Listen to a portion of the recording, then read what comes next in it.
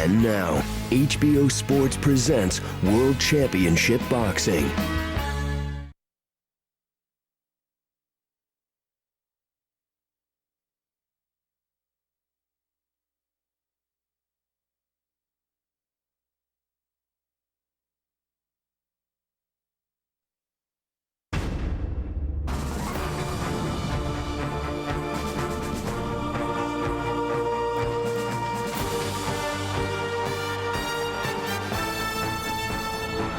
The following is a presentation of HBO Sports.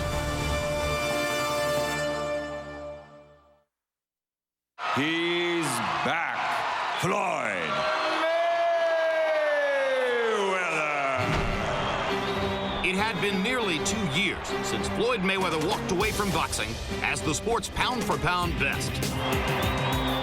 Last Saturday night, Mayweather was back, taking on Mexican icon Juan Manuel Marquez, as Mayweather tried to reclaim his throne as the best fighter on the planet. Mayweather so quick, so sharp, so accurate. What 21-month layoff? And he is punishing Juan Manuel Marquez in this round. He's doing well. He's whooping his ass. What a return to the sport. Arguably the greatest performance of Mayweather's career. Also tonight, get a look at the best American heavyweight prospect. It's Cris Arreola. Arreola, the fighter they call the Nightmare, has been just that for opponents. Going undefeated in his 27 pro fights with 24 knockouts. Big win for Cristobal Arreola. Tonight, he steps up in class to take on heavyweight titleist Vitali Klitschko. You want to see a heavyweight destroyer? Vitali Klitschko wants to be your man. Last October, in his first fight in 4 years, Klitschko re-established himself with a title-winning effort against Samuel Peter, making him and Vladimir Klitschko the first brother combination to simultaneously hold heavyweight titles. Tonight, Vitali Klitschko battles Cris Arreola for Vitali's slice of the heavyweight title. But first up, a look back at Floyd Mayweather's scintillating return to the ring against Juan Manuel Marquez.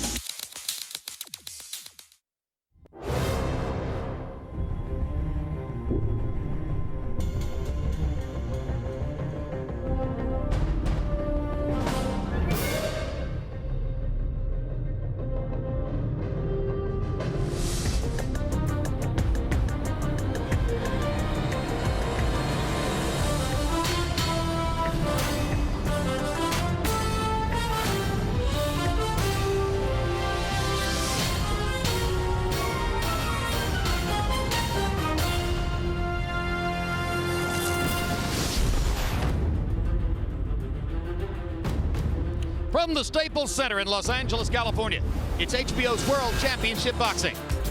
Tonight, an intriguing showdown in the heavyweight division as Vitali Klitschko puts his title belt on the line against undefeated all-action brawler Cris Arreola. But before we get to our live heavyweight title battle, we'll look back at the action from 1 week ago in Las Vegas, where Floyd Mayweather returned to the ring after a 21-month retirement to take on one of the best and most accomplished fighters in the sport, Juan Manuel Marquez. Hello again, everybody. I'm Jim Lampley, live from Staples Center, where the crowd is still beginning to develop for the fight, which will take place about an hour from now between Vitali Klitschko and Cris Arreola. If Arreola were to score the upset, it would be the most momentous event in the heavyweight division in several years. But before we get to that, a look back at the mega event last Saturday night. Floyd Mayweather against Juan Manuel Marquez at the top of the pound-for-pound ranking mythical system. Let's take a look at the tail of the tape for that fight as Mayweather and Marquez prepared to enter the ring. You see the 4-year age advantage for the returning Mayweather. He also had a measured 1-inch height advantage. It looked bigger in the ring. Arm length advantage of 3 inches measured from the armpit to the end of the fist.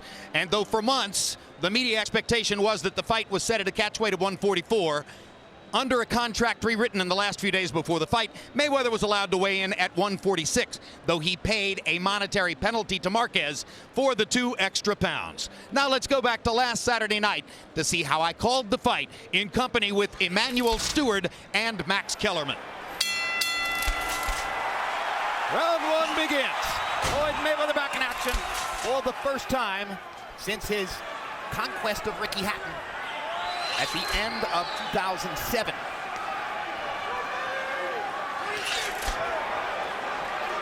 Yesterday, Juan Manuel Marquez said to us, 2 counter punchers, someone's going to have to attack. I'll be the guy. Mayweather throwing a jab that knocks Marquez back just a tiny bit. He doesn't use the jab as much as some other fighters, but he's starting out with it here tonight. Why, Emmanuel? Well, evidently he's got Marquez fighting his thinking game. Marquez at this stage has lost his pattern already. He was supposed to come out and set a lot of pressure.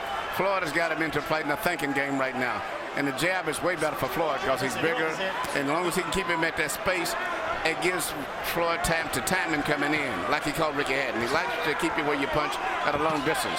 Maybe tonight is the night that Floyd will liberally use the jab to take advantage of the opportunity to fight a bigger man's fight. You can see that Marquez starts out respectful of Floyd's speed, but also he almost looks a little bit intimidated by Floyd's size. Well, what I was concerned about, I wanted to say right away, was the speed. And right now, the speed, Marquez doesn't have that to me to compete with Floyd's speed.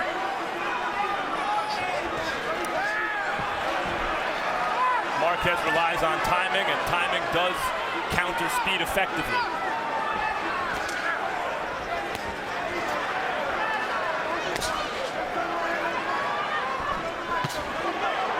Good quick left hook by Mayweather as he steps in. A typical tactic. Hits the left hook and then steps right on by, out of punching range. That's his best power punches, is that left hook where he springs off his legs and gets it in, or either in the late part of the fight, the right hand lead shots. Those are his main key punches.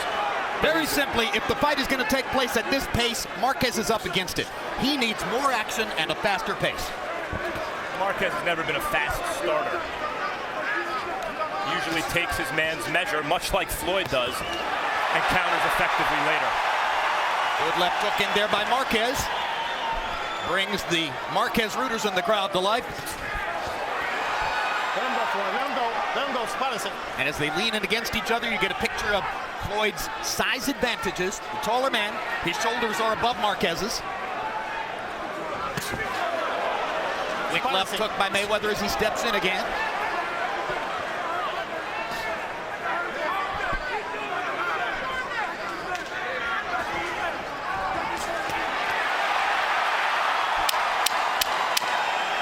Mayweather blocking Marquez's left hook with his right hand.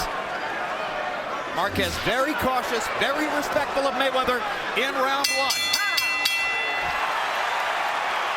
In the weeks leading up to the fight, you saw Floyd Mayweather Sr. back in his son's training camp. Not in the corner, but near the corner. Aching, no doubt, to get a chance to say something that could mean something to his son. While Uncle Roger continues in his role. Like you're doing right now. You're going to counter that motherfucker down, right down the street. Don't worry about it. You keep counting with the left hook or right hand, whatever you do, and then you're going to start leading with that motherfucker down the stretch. Okay?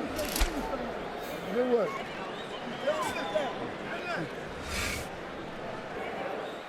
Bring your right hand up. And be careful. You can bend down a little bit so it's more difficult for him to catch you. Bring him up with the right. Come on, lively, lively. You got to loosen up your hands.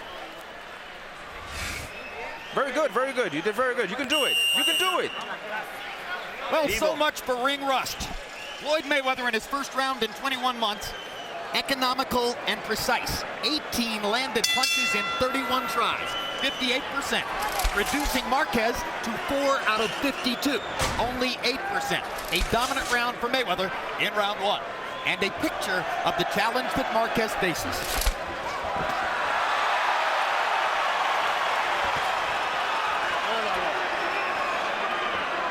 Both fighters employing more left hooks than anything else so far.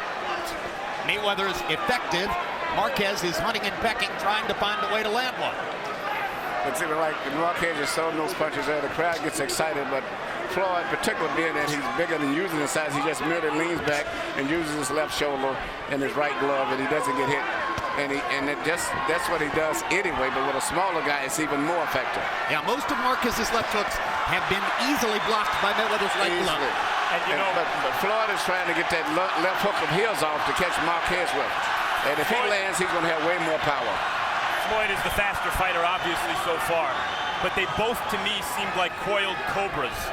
And there's tension, even though there hasn't been too much action so far. because either guy can strike just like that at any moment. And Mayweather grins about the straight right hand, which is enough to tell you that it landed. Marquez's best punch is his straight right hand. Mayweather's is also, and there's a knockdown on a left hook. Excellent left hook, and Marquez walked right into it. Yeah, well, I could see it coming a while back, but that's all he's been throwing at him, and he knew that sooner or later he would time him. Marquez is in bad trouble. We've seen him knocked down before, but not against a fighter like this. He was knocked down 3 times in the first round in his first fight with Manny Pacquiao, but then adjusted. Mayweather lands the left hook. Marquez took it well.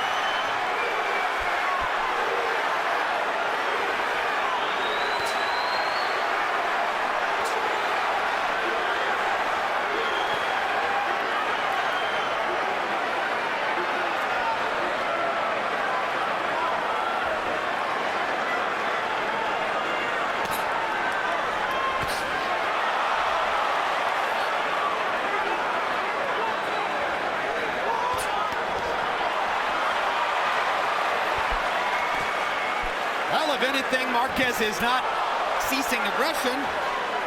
He's trying to step it up.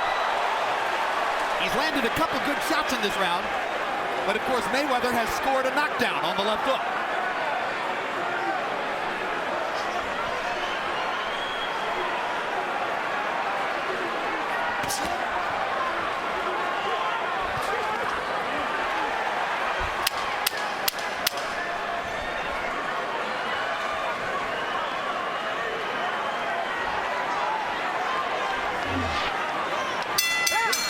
They are fighting Floyd Mayweather's fight, and he has put Juan Manuel Marquez behind on the scorecard. That's what I told you, Juan. That's what I told you, Juan. You bring your right down, and then he gets in. Gets in with that hook. Close your eyes. Where's the ice pack?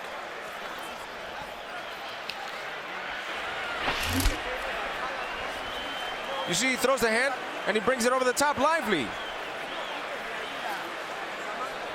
Here we see Floyd landing his left hook, and you can see his left hook is way more powerful than Marquez, because as I said, he springs forward. He's got all of his weight on his shot, and it's just a matter of him predicting where Marquez is going to have his right hand, because he's been throwing that punch since the beginning of the fight. It almost looked as though he adjusted the path of the hook, seeing where Marquez's right hand was set up.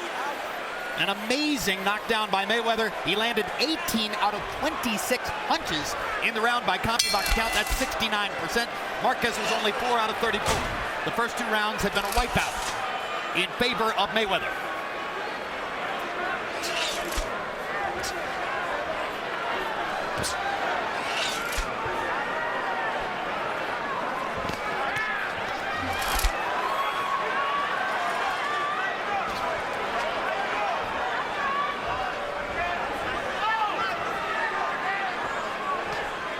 Some opponents have gotten discouraged against Mayweather's technical brilliance. Marquez has great heart, isn't likely to fall prey to that. It's been a technical mismatch so far. Bigger, quicker, better man, winning every exchange. And Marquez cannot figure out how to get into the fight. He can't match it Mayweather with power, speed, and general skills. Everything he does is slower and is not as powerful. And even those type punches, Mayweather was catching those easily. Yeah, Marquez is going to have to take chances, and we've already seen the possible results of that. Yeah. It seems that Mayweather felt what Marquez had early and thought, this little guy can't hurt me, and was emboldened by it.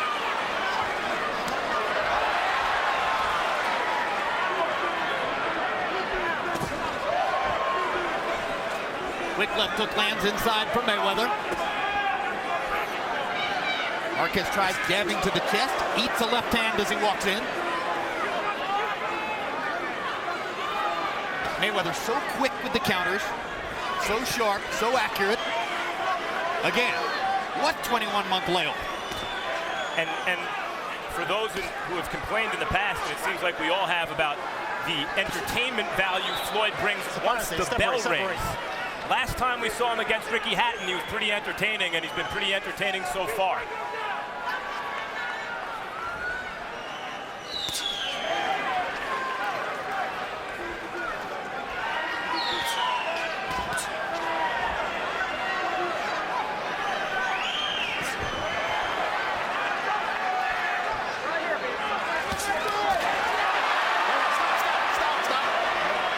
There's a look at the kinds of chances Marquez is going to have to take. He'll have to eat some leather to get inside, and he did. Marquez blocks the left with his right hand. Seemed like one of the first times Juan Manuel saw Mayweather took coming. Gets a right hand over the top. Mayweather smirks at him.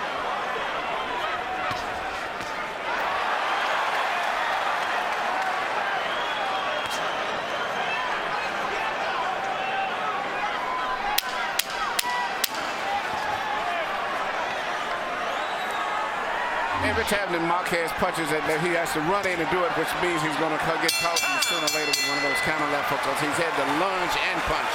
He can't just punch.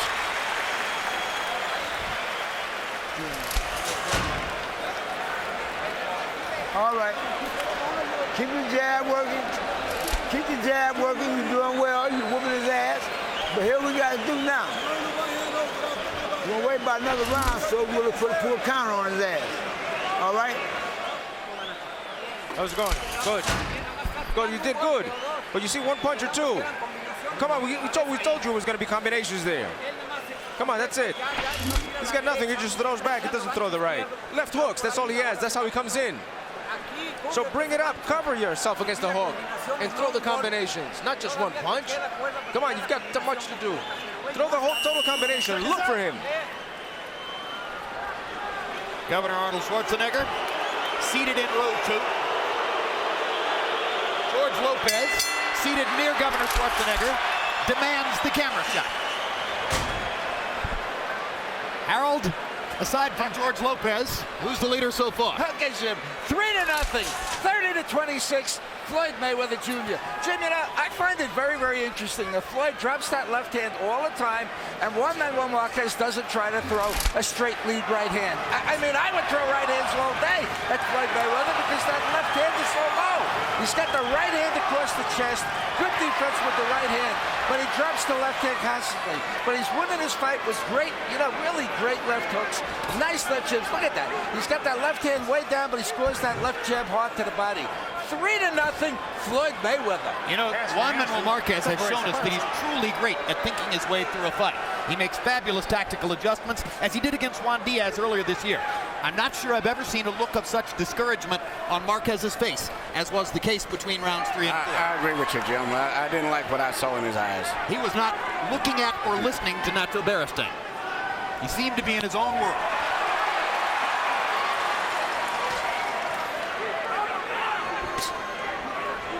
Mayweather again using the jab more liberally tonight than has been the case before. Probably an adjustment to his status as the bigger man in the fight. Yes, he's looking at jab, and that's why you're going to try to time him coming in.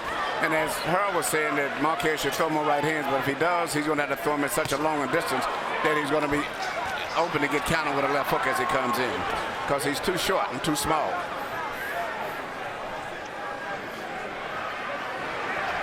So far, what's so impressive about what Floyd's doing is not only that he's imposing his size and his speed, which most people anticipated would carry the day for Floyd, but that he's standing in the middle of the ring and outthinking Marquez by such a margin.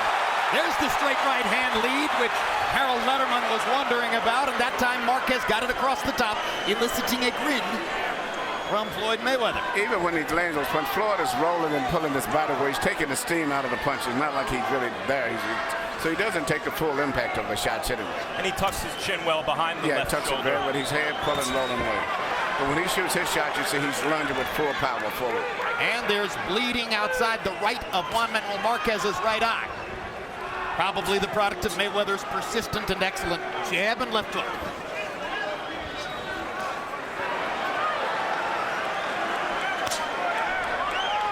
Mayweather, so sharp, so accurate. These are clear-landed punches. You don't need to be a CompuBox counter to be able to see that Mayweather plants his jab right on Marquez's face.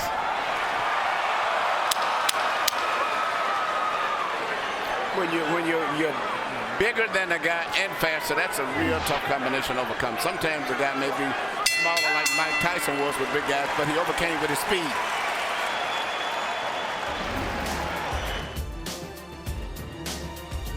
Tweaks. Battle between Floyd Mayweather and Juan Manuel Marquez in Las Vegas. There's a live look at Staples Center. We're just about 40 minutes from now. Vitali Klitschko and Cris Arreola will enter the ring for their heavyweight title fight with Vitali's belt on the line. Big opportunity night for Arreola, and earlier, Larry Merchant spoke to him. Cris, you've said at the end this is just another fight. Is it? Of course it is. You know, every fight's important. You know, every fight is important because it got me here. And now that I'm here, it's just as important as the other fights. How do you fight a guy who is so tall and so strong as Klitschko? Gotta chop him down. You know, gotta chop him down to size. Gotta hit everything I can, every available space that I can. Arms, hit his arms, hit his body, hit his head, everything. And one thing about it is we're gonna have to make him fight a pace that he's not used to. Why are you going to win? Because I train to win. Because I know I'm going to win. You know, I've been working my butt off for a long time. Now it's time to reap the rewards and get this title. Thank you. Thank you. He's the first ever Mexican-American contender regarded as having a real chance of winning a heavyweight title, though Vitali Klitschko is a heavy favorite in the fight. We'll bring you to Los Angeles live for that after the conclusion of our taped look back at Floyd Mayweather and Juan Manuel Marquez. Let's go back to Las Vegas.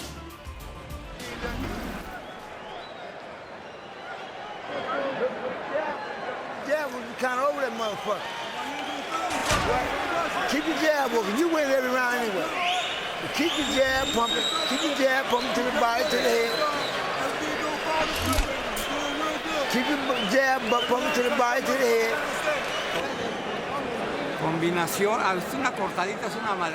October 24, it's the premiere of the next 24/7 series, Pacquiao Cotto. It's our four-part behind-the-scenes look at these two superstars as they prepare for their November 14 showdown. October 27 on the next Real Sports, the tragic story of Nick Adenhart, the LA Angels pitcher who was killed in a car accident just hours after pitching 6 scoreless innings. Here we see which has probably been the most significant punch landed by Marquez tonight, and that was his right hand there. And even in landing that, is still, you can see Mayweather's half rolling with the punch as it came, but that's been his best punch so far of the night.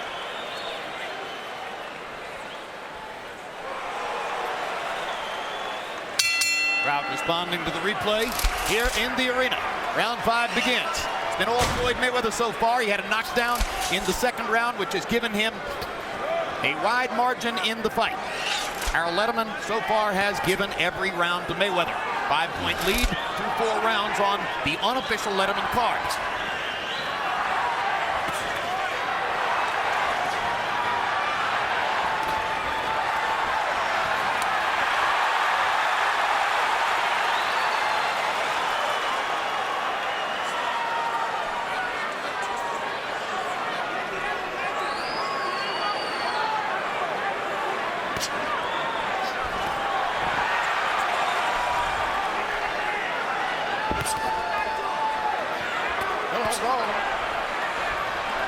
See how quick Floyd is with the right hand coming out of that break? They're very, very fast. He's fighting really, to me, I think, a perfect fight for the most part. He's doing everything just right. Keeping the distance, the space where he can counter, can pick his punches. And he knows just a matter of time before he'll be able to catch Marquez probably with his speed, because Marquez can't handle his speed. Oscar De La Hoya says that he simply got tired and forgot to throw his jab over the course of the last several rounds with Mayweather. Some of us believe Mayweather took it away with those singing counter right hands. And he hasn't done it so much to Marquez. It's a different kind of fight. But Mayweather's also very good at throwing straight punches, including the right hand to the body, that takes the starch out of fighters. Well, you can't fault Marquez for effort here in the 5th round. He just hasn't found an adjustment yet that will get him into the fight. Maybe the adjustment would be to weigh 145 pounds naturally and be about 2 inches taller. And to be naturally a different kind of fighter. He's never been really comfortable, Marquez, being a super aggressive fighter against another top flight fighter.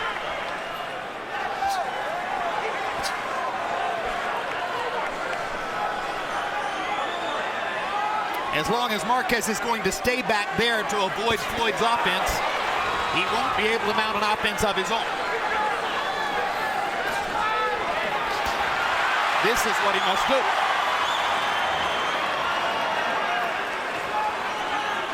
But he has to be able to get off more punches than that.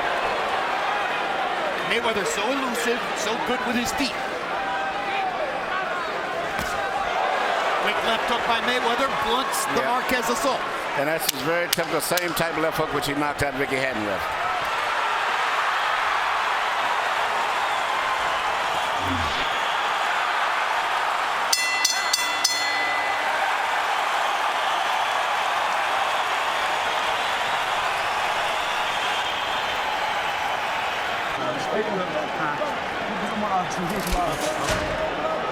Swinging? Oh yeah, swinging. Every round, every round. You want every round, I don't worry about that. You can't get past the left hand. Fake him before you go get him. If you fake and you move, he can't catch you. Throw your combinations, Juan. Come on, you've got conditioning for this. You got conditioning for this. That's it, it's nothing there.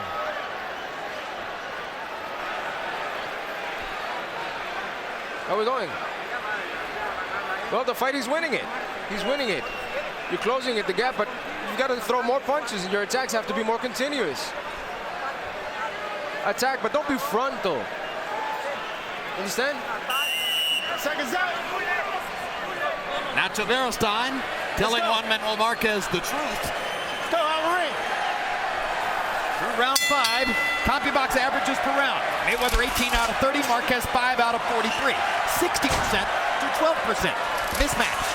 Mayweather wins another round on the unofficial Letterman scorecard. Earlier in the night, Jim, I mentioned that Mayweather not coming down to 144 pounds maybe is not such a competitive advantage because it's not like Marquez had to make weight. He was moving up in weight. But it does seem to be a competitive advantage because it seems to have nullified Marquez's power. Mayweather looks so much physically bigger that the usually good punching Marquez's shots don't seem to bother him when they do land, and that's infrequently. That was a perfect example of all he was punching was on elbows and shoulders. And then the crowd gets excited, but I haven't saw Marquez land too many, maybe about 2 or 3 clean punches in the entire fight. It just said Floyd is too big and too smart and is doing everything that he wants to do pretty much at this stage.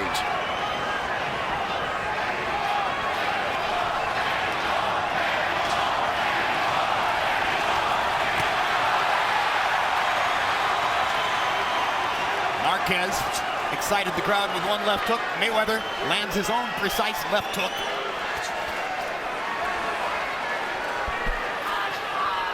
After a while, you're going to see Floyd throwing more right-hand leads to that. Right about this stage, you'll see him the next. See, there he goes right there. Yep, he's starting to dispense with the jab. He's starting to go back to the standard Floyd Mayweather pattern. Lead with the left hook, wait for the counter right hand. I could feel it. I know him enough. I could feel what he was getting ready to do, and that's what he's going to start throwing more right-hand leads now. And you know, Floyd, he's standing with his hands down in front of Marquez, and yes, he does, as I mentioned, have the size advantage. But Floyd was at his best at 130 pounds, Marquez at 126. And for a guy with a size advantage, but it's not the biggest of all time, to stand in front of a fighter as skillful and dangerous as Marquez with his hands down and have his way entirely is impressive.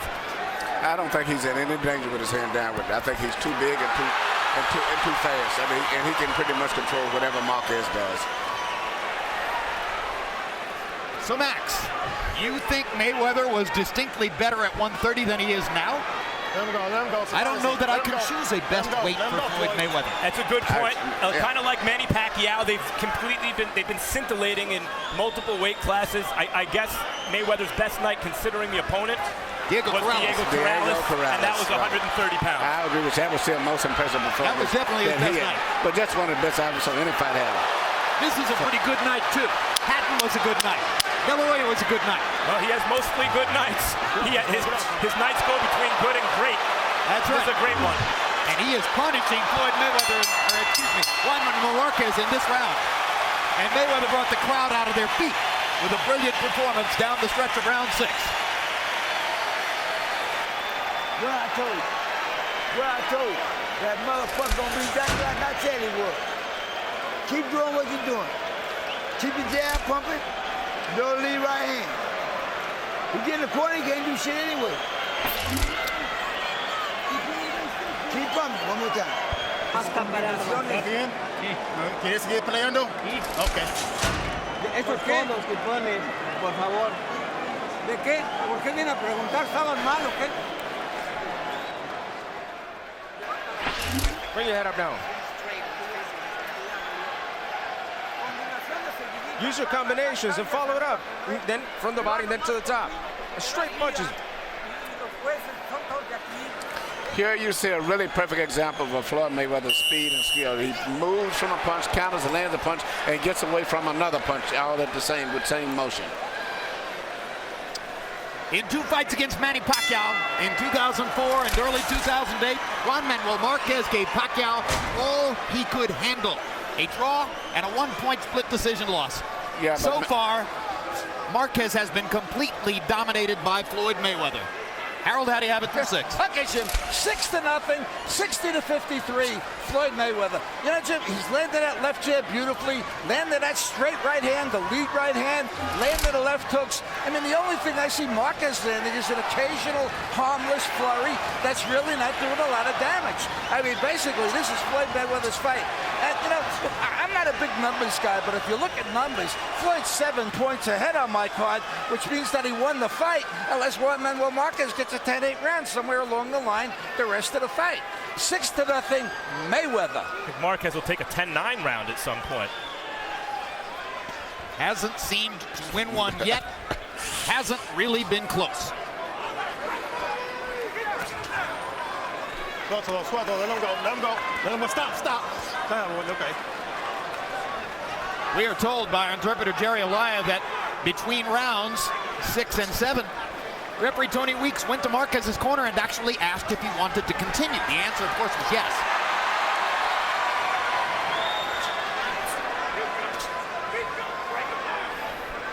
He hasn't been punished so badly that he deserves to be out of the fight on a physical basis.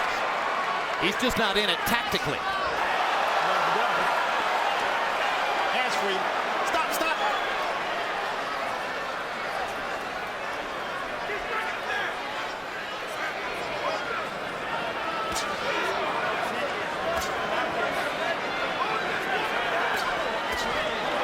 Mayweather unveiling the jab again, and it seems to rock Marquez back on his heels.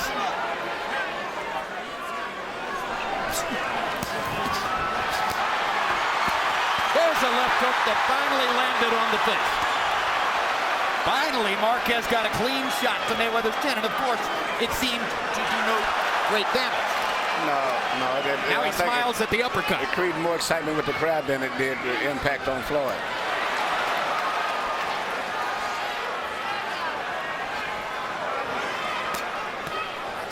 Stop.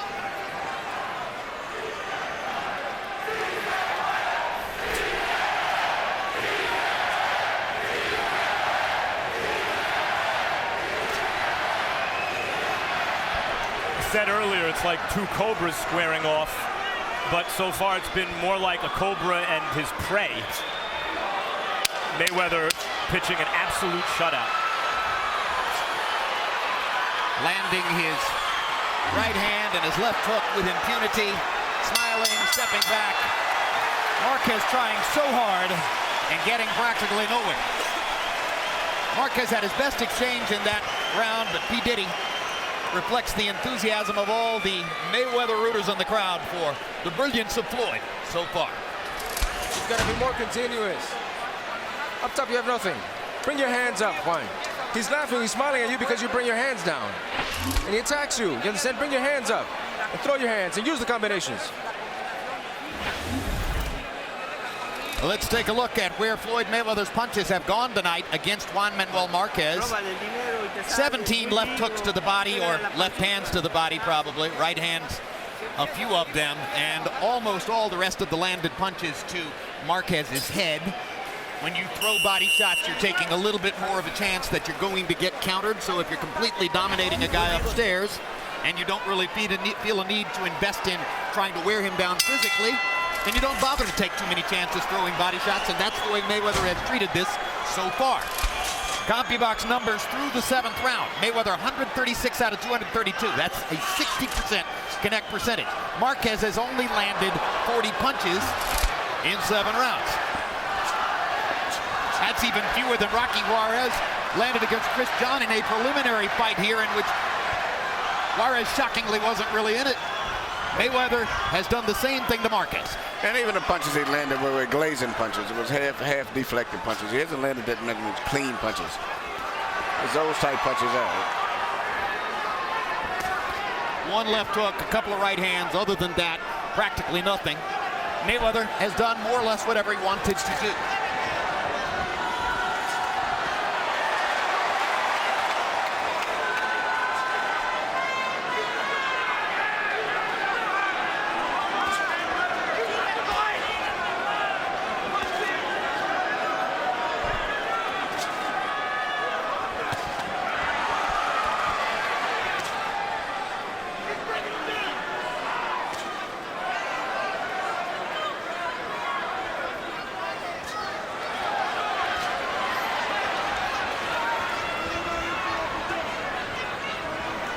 So he's beating up the lightweight champion, who spent most of his career at a featherweight division level. Sitting across from us, Shane Mosley, a true welterweight with muscle, who has been craving a fight with Floyd Mayweather for about 8 years and hasn't been able to get it. Or Manny Pacquiao recently and couldn't get that one either. Why Shane Mosley is sort of frozen out of discussions concerning a super fight with Mayweather and Pacquiao is beyond me. I think that a super fight, the biggest one you can make in boxing, involves any permutation of those 3. Good news, I was told by a friend who's sitting across the ring that prior to the opening bell tonight, Mayweather winked at Mosley. Mosley took that as a sign that maybe Floyd is considering fighting it.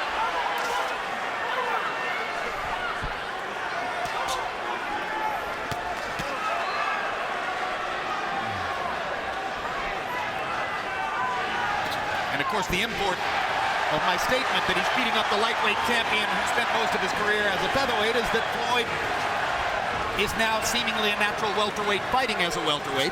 He is a natural, and that's what I keep looking at. I'm still seeing, to me, a junior lightweight and a welterweight, and a good welterweight. And that's why I just find it so difficult, to really get too excited when Marquez does do things.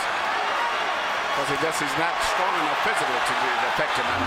Now, there was a lot of this in the De La Hoya fight, which prompted some over-enthusiastic De La Hoya rumors to believe that he was making a mark in the fight. But you saw Mayweather blocking the body shots with his arms. And there's Shane Mosley. Still so great. Brilliant destruction of Antonio Margarito earlier this year. Maybe the greatest performance of his career. You want to go? How many rounds fight going? 12? Yeah. All right. We're going to start throwing some lead right hands on this motherfucker, man. Or countering, okay? So he ready to go now. He about ready to... You doing what you're doing to him. Everything's good, Juan. Come on, you got good conditioning for this. Don't let him lead you. How you feeling, Juan? Good. Everything's okay. Well, come on, use your combinations, Juan. Combinations to the body, to the head.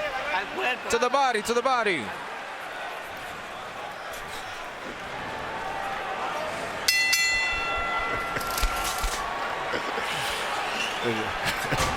Emmanuel, is it embarrassing for Marquez that he's looking for the moral victory of winning a round? Yes, it is, but it's pretty much what I expected, to be all honest with you. But he's fighting a good fight, but he's fighting with Pacquiao, he's fighting a guy his size, and it was a great fight. But now that's why we have weight division. That's why you have 130 pounds, 135, 140, 147. And that's why we have those divisions. And Marquez's style, as many people anticipated, though I was not one of them, his style is not translating at a heavier weight the way Pacquiao's style has translated at a heavier weight. That also may have something to do with the selection of opponents, where Pacquiao fought a drained De La Hoya and a severely weathered Ricky Hatton, and Marquez has to fight Floyd Mayweather, who then refused to drain himself at all. and came in at the exact weight he wanted to fight at. Well, I think it was smart. A lot of times fighters say, well, I'm going to make sure that no one says I beat up a little guy, so I'm going to come in smaller than him or smaller as like Oscar did. So, no, I feel comfortable at this weight where I'm not going in and lighter. Here, pay him the money, and he kept his main natural strength. He's fighting at his natural weight, which is probably about 152 tonight. Quick left hook landed inside for Mayweather. Marquez tries 3 of them upstairs. Yeah, but he can't handle Mayweather's speed. Now, Mayweather's starting to step it up a little bit more of a ride to things, and the speed is going to bother him even more into going down the stretch. We're seeing how much difficulty Marquez is having against a markedly bigger man in Mayweather. Yep. November 14, Pacquiao prepares to fight what would seem to be a markedly bigger man in Miguel Cotto. I think we're a lot of time maybe making a mistake in that, too. We keep looking at the marquee names, and we keep looking at those weight divisions, disregarding the weight division. Cotto is going to be a much tougher fighter, I think, than people expect. Yeah, will the result of this, if it sustains, create more enthusiasm for Cotto's chances against Pacquiao? Definitely will. But see, with Pacquiao, Pacquiao has a rhythm, though. It's a little different where Marquez stands more flat-footed. Pacquiao moves, dances, he catches you with counter punches in and out. He's a little bit more difficult guy to fight. He's truly dynamic. And he's a better puncher, and he took his punch up with him. Yes, he did. But I still think welterweight, I just don't see it that much. I mean, I didn't consider that fight beating Oscar really a welterweight, but it wasn't Manny's fault. He did what he was supposed to do. Brilliant combination by Mayweather. If that didn't hurt Marquez, I'm not sure what would. Marquez steps up and answers the challenge. I have a feeling we'll see what will coming up right here. Marquez is starting to take the kind of chances that could get him knocked out. And Mayweather seems to relish that.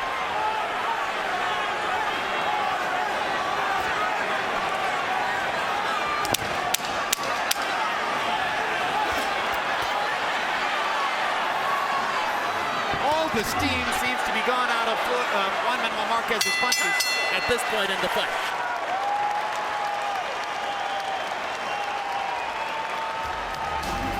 You're watching Floyd Mayweather's remarkable comeback performance against Juan Manuel Marquez after 21 months away from the ring last Saturday night in Las Vegas. There's a live look at Staples Center, where just about 20 minutes from now, Vitali Klitschko and Cris Arreola will be preparing to enter the ring as Klitschko defends his slice of the heavyweight title against the Mexican-American contender who's come closest ever from anybody from his national and ethnic lineage to a heavyweight championship. Arreola, who is from here in the Los Angeles area, has a record of 27-0 with 24 knockouts. He is that rare heavyweight who throws punches in bunches, and his sheer activity level is regarded as an interesting question mark, at least, against Vitali, who has been dominant in his last several fights. Now let's go back to Las Vegas and rejoin Floyd Mayweather against Juan Manuel Marquez last Saturday night.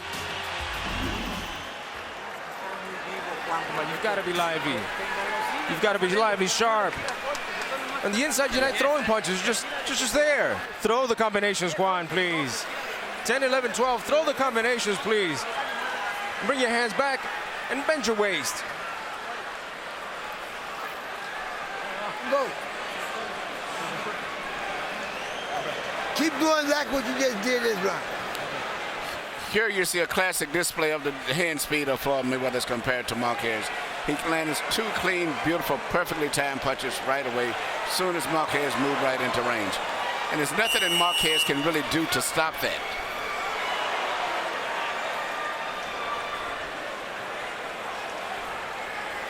Let's go, vámonos.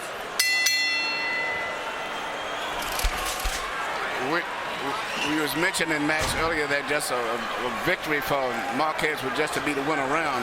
I think it's going to be a great victory if he can make it through these next couple of rounds. I agree. Because I think Floyd's going to step it up, and I think physically, spiritually, and mentally, Marquez is like finished now. Yeah, this is an amazing performance so far by Floyd Mayweather. Harold, how do you have it through 9? Okay, sir. 9 rounds to nothing, 90 to 80, Floyd Mayweather. You know, Jim, you talk about ring generalship. Everybody asks me, what's ring generalship? You know, Floyd Mayweather's keeping his fight in the middle of the ring. That's ring generalship. It's where he wants to keep the fight. You notice, very, very rarely does he go up on the ropes, because he knows if he goes up on the ropes, he gives Marquez a chance. In the meantime, he's murdering him with the left jab. The only thing I haven't seen Floyd throw is a good left hook to the body, because Marquez is open for it. Other than that, it's all Mayweather, 9 to nothing. This fight looks like Floyd's going to try to draw it to its conclusion. He's going to try to get him out of here this round. You know, we don't have CompuBox statistics from the careers of great fighters of the past to use as a comparative standard. We can only use the numbers that CompuBox has amassed for us in the past 20 years. Floyd Mayweather is landing 57% of his punches in the fight against a super top opponent. Now, I have no idea whether Sugar Ray Robinson or Ray Leonard ever landed 60% of their punches against a super top opponent. Maybe they did.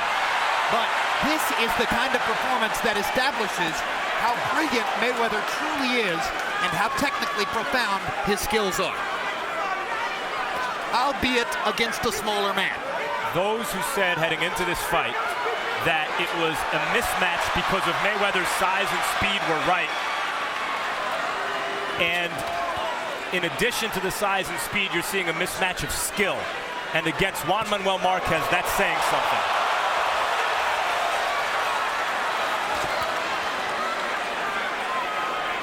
In addition to everything that Mayweather is doing offensively, as we delineated for you, he's also not getting hit.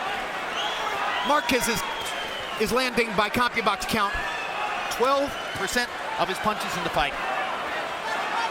He's being swamped. I mean, I think a lot of people were enthusiastic about Mayweather's chances to look great in the fight. But this great, I think it's shocking. Fight's going exactly as I figured. You knew? Yeah, I always figured the fight would go. He's big, fast, and too much skill on top of that. And you can't do that with a guy that, that's why they have those weight records. Say if it was the same weight, maybe it'd be different. But no, not with a Marquez at this stage of his career. And he's physically just not that big.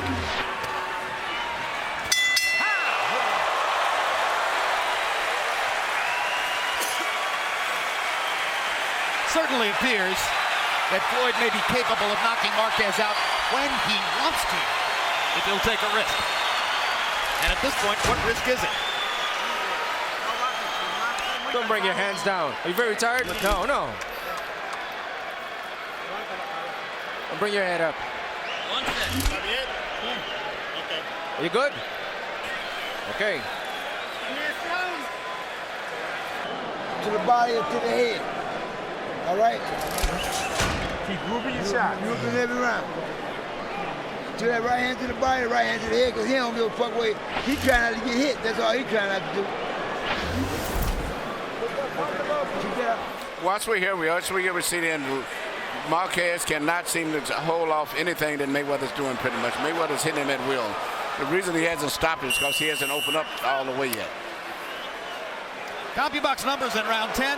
Mayweather landing 34 out of 58. Again, 60%. Marquez 4 out of 50, 8%. The 34 punches landed by Mayweather, his high number for the fight. He's doing whatever he wants to do against a Hall of Fame opponent.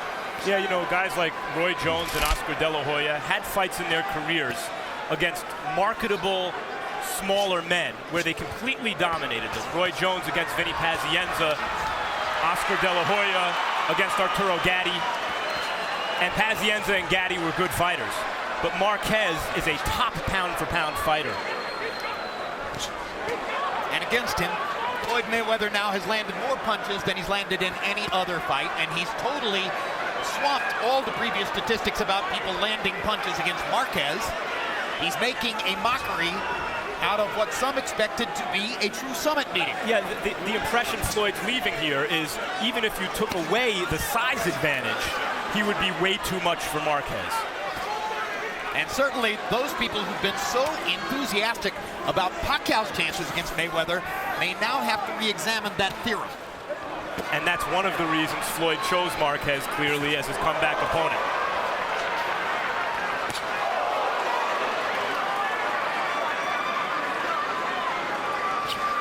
Beginning of the fight, Jim, I asked, can Floyd convince us that he's still the best fighter in the world?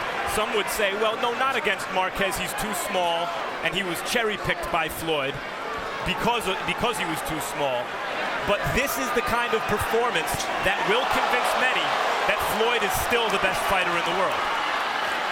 And despite all the publicity about his various distractions, about his glitzy, bling-filled lifestyle, about the amazingly unusual family life you see on 24/7, despite all of those things, independent sources confirm he is as hard and as diligent a worker in the gym as there is or has been in the sport. Yeah, and even when he was off, that was the one thing that people don't realize. When he was off, he was still going to the gym training. It's like some guys quit, they're golfing, they're drinking, they're doing a lot of things. Their minds are not even in boxing. He's always been training in the gym continually. Floyd goes to nightclubs, but he doesn't drink. He stays up late, but often it's to train. There are no flies on his approach to the sport as a competitor. And he clearly here is pressing for the knockout.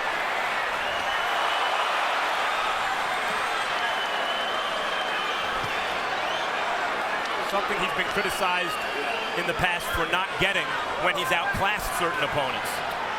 So, with the goal of winning a moral victory by taking a round now seeming to elude him, Marquez goes for the other moral victory. Finish the fight.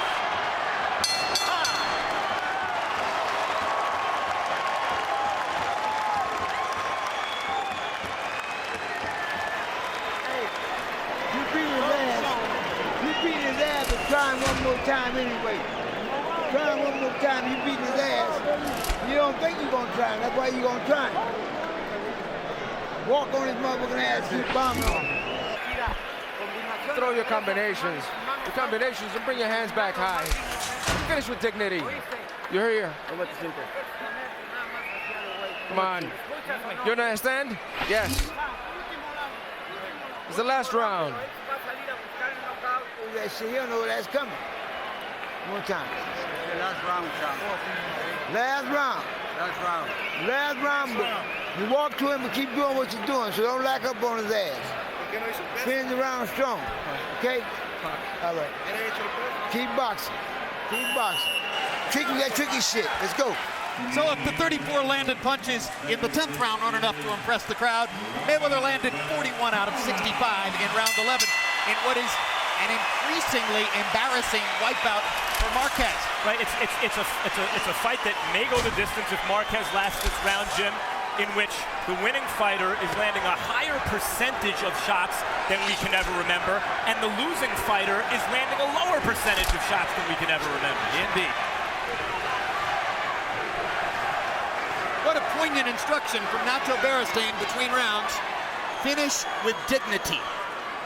That's all that's and that's left all for that he Marquez. can do. It's all he can do. Left hook lands perfectly for Mayweather.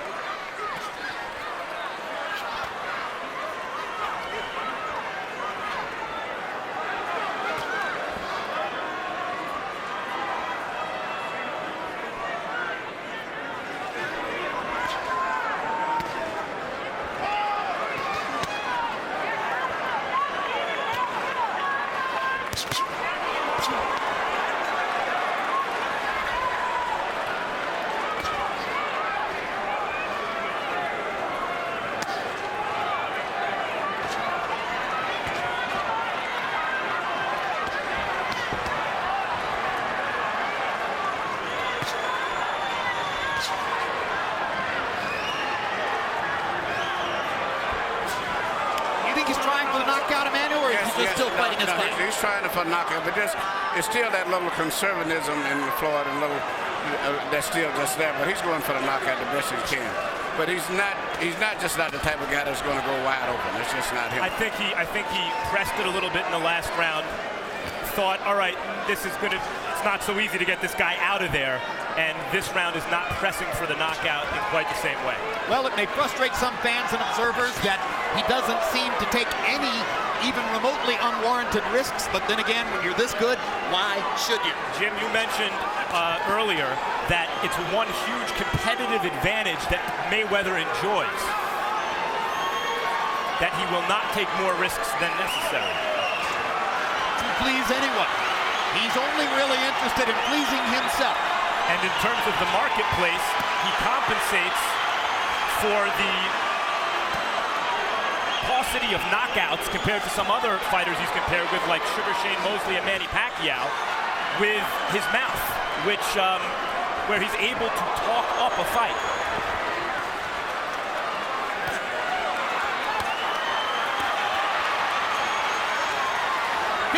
Seconds as Juan Manuel Marquez tries to last the distance in a gruelingly difficult assignment against Floyd Mayweather, who has beaten him up. What a performance by Floyd Mayweather. What a return to the sport. 21 months off, and he's better than ever.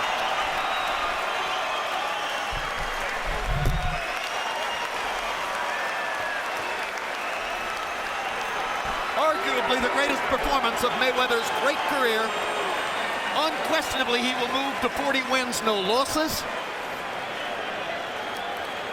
And the next time people publish their pound-for-pound lists, they must take into account what this man has done. Marquez will now, in all likelihood, return to the lightweight division, and Mayweather continues along his path. Let's go to Michael Buffer for the formality, it would seem, of the official decision. Ladies and gentlemen, from the MGM Grand, we go to the scorecards.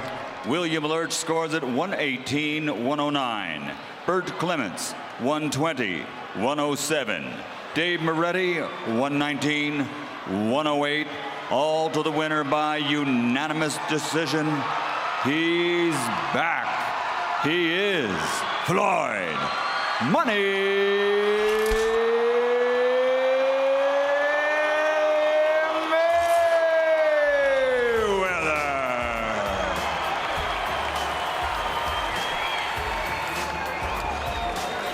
So with a resoundingly dominant performance, Mayweather states his case for a return to the top, or very near the top of the pound-for-pound list. Those total punch statistics from CompuBox demonstrating his complete and total control of Marquez, landing at nearly 60% of his punches and reducing Marquez to one connected punch in every 8 or so tries. And we are live in Los Angeles, where very shortly Vitali Klitschko and Cris Arreola will be entering the ring for a heavyweight title fight, with Klitschko's slice of the heavyweight championship on the line. But first, we're going to go live to Floyd Mayweather's home in Las Vegas, where Floyd stands by 1 week after his conquest of Juan Manuel Marquez. And Floyd, your performance, its effectiveness, exceeded even the most optimistic expectations of your greatest admirers at ringside. I have to wonder if you were even better than you thought you would be. Well, I felt good last Saturday, and the main thing that I wanted to do was just go out and display my skills and just be the best that I can be in the sport of boxing. And you know, after the 2-year layoff, I came back, but I think I could still improve, and I feel that I still can get better. Our experts, Emmanuel Stewart and Max Kellerman, both thought you might have been going for a knockout in the 9th or 10th round. I wasn't really sure. I thought you were just fighting your fight. What was it? I was pressing the attack, but Marquez he's a very solid opponent. He's tough, and he wouldn't go down for nothing. So you know, hopefully in our next fight we can get the knockout. And incidentally, tracking at apparently over 1 million pay-per-view buys, so I guess you made your point there as well. Well, I'm just blessed, and you know, I just want to say thank you to all the fans that tuned in and bought pay-per-view.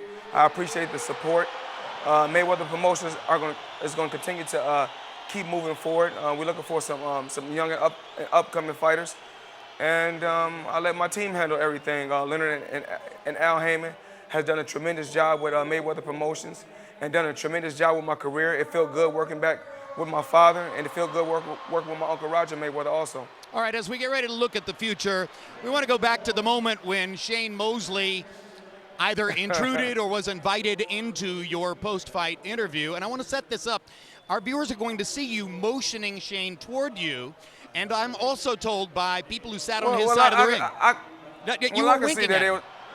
Tell me what happened. I can see that they was already setting that up. I can see that, I guess, Bernard Hopkins told Shane Mosley to get in the ring and, you know, I guess be disrespectful. But like I said before, you know, Shane Mosley is a good fighter. I wish him nothing but the best in his career. And only thing I want to do is continue just to be the best that I could be in my career. I'll tell you what, I think we can dispense with looking back at what happened last week because you've said what you have to say about Shane Mosley. Other future possible opponents would include Manny Pacquiao if he beats Miguel Cotto, Cotto if he beats Pacquiao, Mosley himself. Where do you lean? Where do you lean? The most money is the Pacquiao fight. Well, it's really, like I said before, it's not about the money. It's for the love of the sport. You know, I love the sport of boxing, but of course, it got to make business sense. And in 1999, we tried to fight Shane 10 years ago. He turned the fight down. And then in 2006, when he fought Fernando Vargas, right after the fight, he said that he had a toothache and he wanted to go on vacation with his family. I guess now that he's 38 and his career is kind of coming to an end, and everybody know they can make, you know, huge money with Floyd Mayweather. You know, everybody is shooting shots at me. But I wish Shane Mosley nothing but the best in his career. I got one more question. Everybody thought for months the fight was going to take place at 144 by an arrangement that was made at the last minute. You weighed in at 146. And are you finished with catch weights? Well, any fight over 140 is a welterweight fight. I agree. I didn't want to. I wanted to fight and feel comfortable. And I also want to apologize to you, Jim, and Larry Merchant, Emmanuel Stewart, and Max Kellerman, you know, for what happened. Floyd, we accept your apology. You know, we're observers of your career with interest and tremendously excited by everything you've accomplished and what we look forward to in the future. I truly apologize, but I just want to continue to keep fighting. You know, like I said before, Leonard and Al handles my business outside the ring. When it's time to get inside that square circle, that's why I take care of my business. All right, congratulations again on a triumphant return to the sport. Appreciate it. All right, look forward to seeing you in the future. That's Floyd Mayweather. He's still unbeaten at 40 wins, no losses after last week's conquest of Juan Manuel Marquez. Meanwhile, let's look ahead to what's coming up on HBO Boxing. October 24, it's the premiere. First, tonight's live fight between Vitali Klitschko and Cris Arreola for Vitali Klitschko's heavyweight belt. That will be coming up here live at Staples Center very shortly.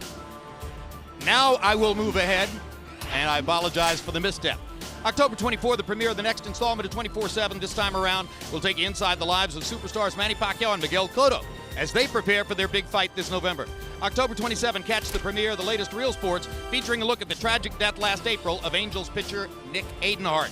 November 7, World Championship Boxing returns with light heavyweight champ Chad Dawson looking for his second win over the always dangerous Glenn Johnson. 1 week later, HBO pay-per-view brings you Manny Pacquiao against Miguel Cotto in what figures to be a can't-miss action fight, possible Fight of the Year candidate. November 28, Lucian Bute will be taking on Librado Andrade in a rematch of their fight last October, in which Bute survived a 12th round knockdown to win by unanimous decision. And finally, on December 5, Kelly Pavlik puts his middleweight championship on the line against Paul the Punisher Williams. For all that and more, log on to HBO.com. So Arreola and Klitschko meet at the summit of the heavyweight division. A quick look at the way the division figures right now. The top three fighters in the division, at least the holders of belts at this moment, are Vladimir Klitschko, generally recognized as the #1 heavyweight in the world. Vitali Klitschko, his older brother, generally recognized as 1A or 2. And Nikolai Valuev will be defending his belt against Britain's David Haye later this fall.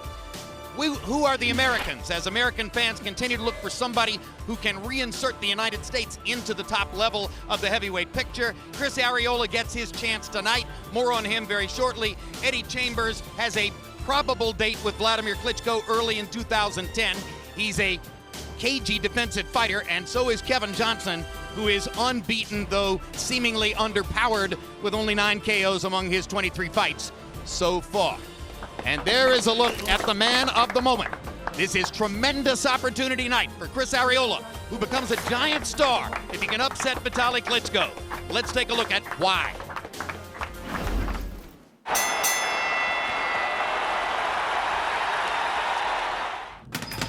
There's a lot to like with Cris Arreola. Arreola trying to finish him off. He attacks always. Arreola rips him along the ropes. He's an animal. Big win, unbeaten. Tonight, Riverside, California's Cris Arreola takes the dramatic leap from prospect to title contender, a path that began 20 years ago. Every day was boxing. Eat, breathe, shit, boxing. Every day. I was like one of the tallest kids. I've always been a tall kid. So from like 12, 13, 14, 15 years old, I always sparred with the professional fighters. You know, they were men. So I was a kid sparring with men. It was in those tests that a much younger and skinnier Arreola developed a style he was able to carry up to the professional ranks as a heavyweight. I'm a combination fighter. I'm not a power puncher. You know, I always try to throw at least 4 or 5 punches at a time, and one of them's gonna land, and when it lands, it's gonna hurt. He's not a guy who hadn't been able to make it in another sport or was a tough street guy who suddenly decided to go into a gym and learn how. They didn't really have sound fundamentals as fighters. This guy does. Cris is averaging 70, 80 punches around, which is, you know, a bit rare for the heavyweight division. Cris Arreola, in my view, is the most promising American heavyweight since Riddick Bowe. But like Bowe, Arreola fights another battle outside the ring, the battle of the bulge. Sometimes I don't think he gives us the best chance to win, being sometimes that he comes in a little out of shape, you know, a little bit too far out of shape. At times it is very frustrating, you know, very frustrating at times. Michael Phelps smoking weed, why can't I drink a beer? You know, that guy's still setting records. Why can't I have a beer? He had gotten up to about 290, which is by far the heaviest he had ever gotten. He lives like he fights, you know, sometimes recklessly, balls to the wall. It's a problem, but at the same time, it's not. Because, shit, I work hard, I'm gonna play hard. Hardly what one hopes for from a 21st century prize fighter. So with the heavyweight title in sight, Ramirez realized his man needed to take conditioning seriously. Enter Darrell Hudson, a physical trainer who's worked with the likes of Shane Mosley, Winky Wright, and Chad Dawson. A lot of people use weight as a barometer for saying that they're in a certain shape. You know, and you can't go by weight because we're not training to lose weight. We're training to be in the best condition. So wherever the weight falls, it falls. And for the first time, his training includes 2-a-days, a morning workout with Hudson, and then an afternoon boxing session with Ramirez. Never have I ever, like, done any strength and conditioning and stuff like that. He'll feel the strength. He'll feel that his breathing is under control. He'll be able to do the things that he did in the first round and the 9th round. Darrell's been kicking my ass, and I've been sore in places that I didn't know I could get sore at. I just know that I'm putting in more work in the morning, putting in more work in the evening, and that's all good enough for me. Tonight we'll find out whether Arreola is good enough and in good enough shape to win the biggest fight of his life. I feel that, you know, maybe at times he hasn't respected every one of his opponents up until now. But for Vitali Klitschko, I mean, there is no greater challenge in the heavyweight division. So he's preparing accordingly. You got to dance with who brung you. He is who he is. And if that's good enough, it's good enough. And if it's not, it's another hope dashed. I'm a boxer. You know, I'm not a bodybuilder.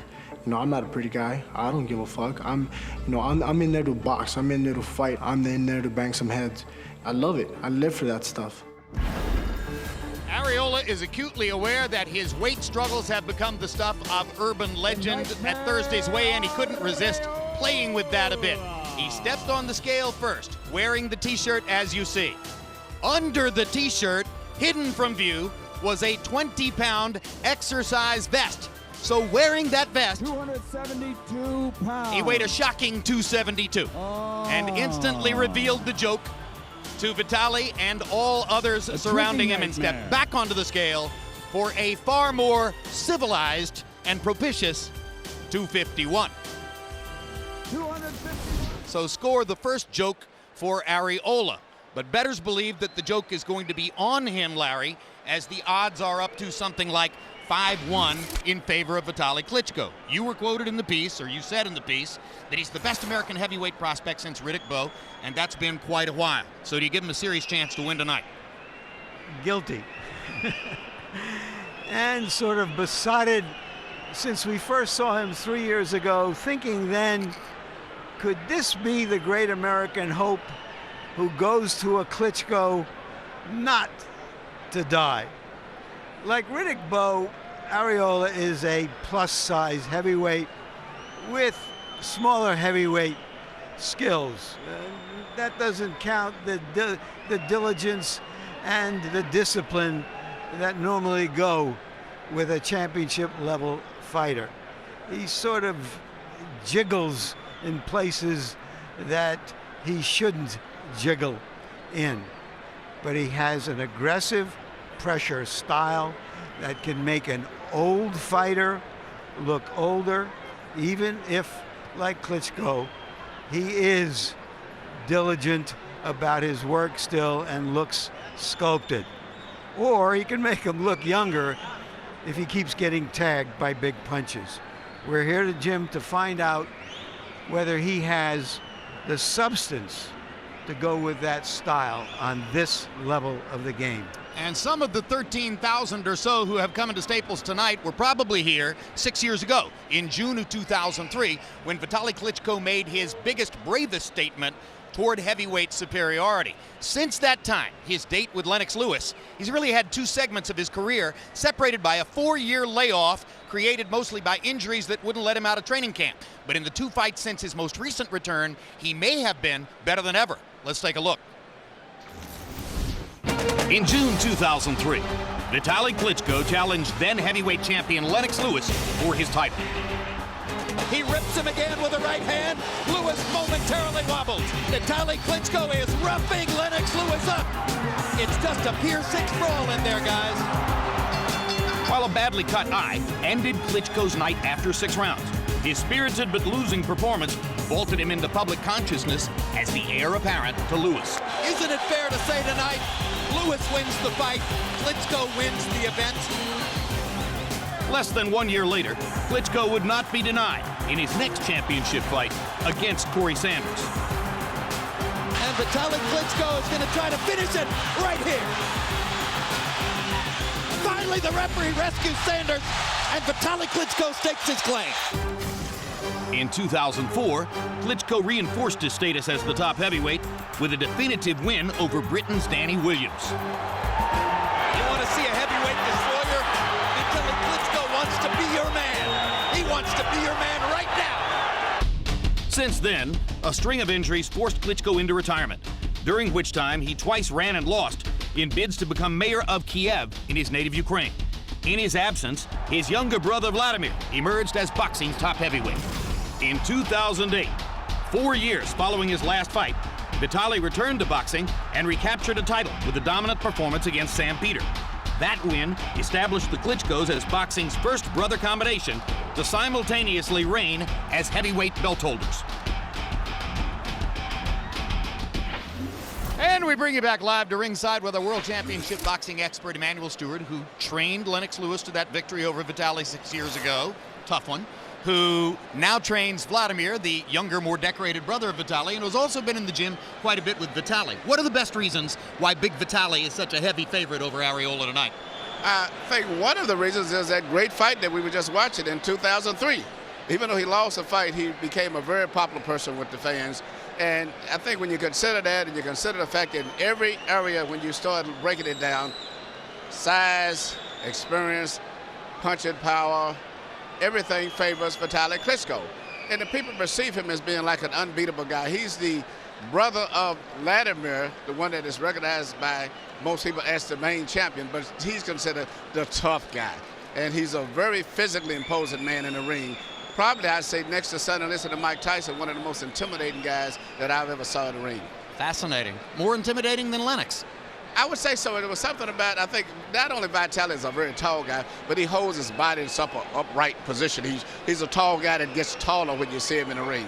And fights that big. answer is like, yeah, he fights very big. And that'll be interesting for Arreola because Klitschko has a 3.5 or 4 inch height advantage. In fact, let's take a look at the tail of the tape as these two heavyweights prepare to get into the ring. And you see the 10-year age advantage for Arreola, which he wants to make stick with an active pace. But Klitschko, 3.5 inches taller, perhaps even more to the point, 3.5 inches of arm length advantage measured from the armpit to the end of the fist. And Vitali can use that not only for his jab, but he reaches out and grabs opponents and moves them to where he wants them to be. And you can see that the weight is almost equal. But again, Vitali's maybe 4 inches taller. Rules of the bout with our unofficial ringside scorer, Harold Letterman. The Vitali Klitschko Cris Arreola fight is scheduled for 12 rounds using the unified rules of the Association of Boxing Commissions. There is no 3 knockdown rule. Only the referee can stop the fight. In case it is caused by an accidental headbutt, we go to the scorecards after 4 rounds have been completed, and you cannot be saved by the bell at any round, including the 12th and final round. Jim. Cris Arreola has a fascinating personality. From a distance, he can seem very intimidating. Up close, he's a cuddly teddy bear. He says that he's ready for this assignment tonight, and it appears that a fair number of Mexican Americans have come to support his quest. Yeah, for most of Mexican Americans or Mexicans, Jim, a heavyweight is as foreign as escargot or a camel race. There's only been one Mexican who ever fought for a title before, and he knows the weight of history is on his shoulders. When he went to junior college for a year or so, he wanted to be a history major. Now he says he wants to be the Mexican-American Jack Johnson. Emmanuel, does he have the calm, the poise, to go in under these circumstances and fight his fight? We will find out in a few moments, but I believe he has. This is why I think this would be possibly the most exciting heavyweight fight since Vitali Klitschko fought Lennox Lewis here. The rest of the heavyweight fights the last 5-6 years, for the most part, has been against opponents who came in intimidated, particularly by the Klitschkos. I think Arreola brings the desire to win, and that's what makes him different. Well, there aren't nearly as many citizens of Eastern European lineage here in Southern California as there are Mexicans and Mexican Americans, but there are a fair number of Ukrainians and Russians in LA, although they are being drowned out now by the noise made by the Mexican American fan. Jim, this is how formidable Klitschko is. He's never been knocked down. In the 2 fights he lost, he was retired by injuries. He's never been behind at the end of a fight. In his 37 other fights, 36 knockouts. Emmanuel, Vitali Klitschko may have to hold some to blunt Arreola's frenetic offensive attempts, particularly in the early rounds. Is Vitali up to hearing the crowd boo? I think it's going to be a psychological change because all of his recent fights since he's made his comeback has all been in Germany. And I mean, in Germany, it's so everything is biased. I mean, the Klitschkos are like gods in Germany. So this is going to be a psychological change for him, and it may affect him a little bit. 2 very big men in the ring. Let's go to Michael Buffer for the official introductions.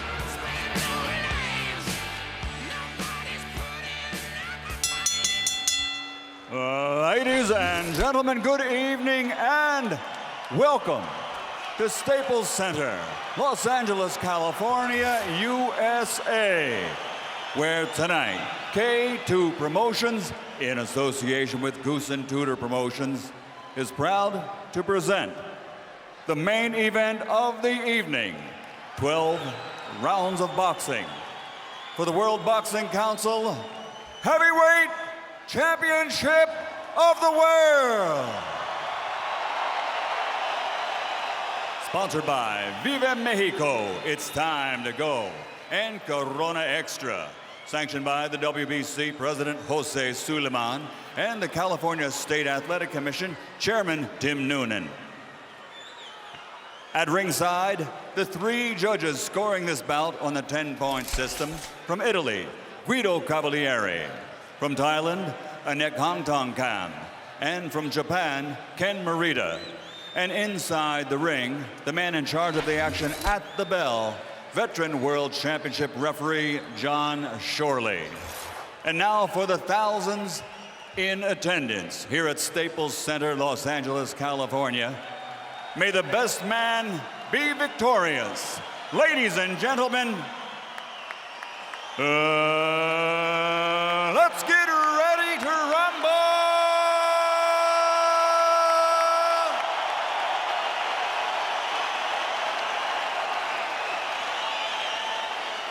Fighting out of the blue corner, wearing black with silver, official weight 251 pounds, or 113.85 kilograms. His professional record, a perfect one. 27 fights, 27 victories, including 24 knockouts.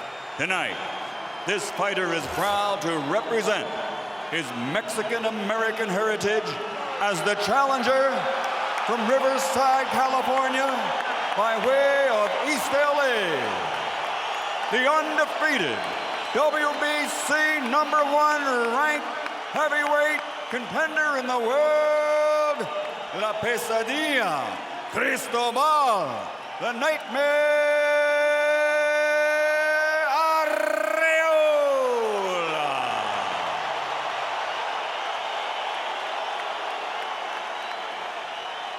And fighting out of the red corner, wearing black, officially weighing in at 252 pounds, or 114.3 kilograms. His professional record, 37 victories with 36 knockouts and only 2 defeats. His KO to victory ratio is the greatest in heavyweight champions history. From Kiev, Ukraine, and Hamburg, Germany, the reigning, defending, 2-time WBC heavyweight champion of the world, Dr. Eisenfaust, Dr. Iron Fist, Vitali, klitschko.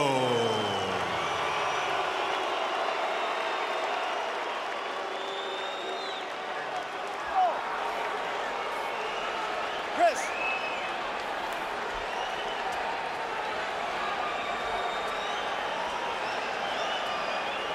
Chief second only. Chief second only, please. Chief second only. Okay, Mr. Klitschko, Mr. Arreola, this fight is for the WBC Heavyweight Championship of the world. Give me a good, clean fight. Obey my commands and protect yourselves at all times. Touch gloves, good luck. Arreola says he looks like an orange picker, so he's no threat to George Clooney.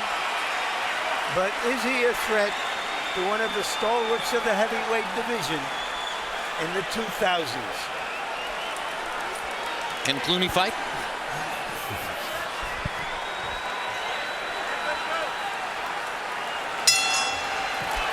Ideally, this won't require a lot of blow-by-blow.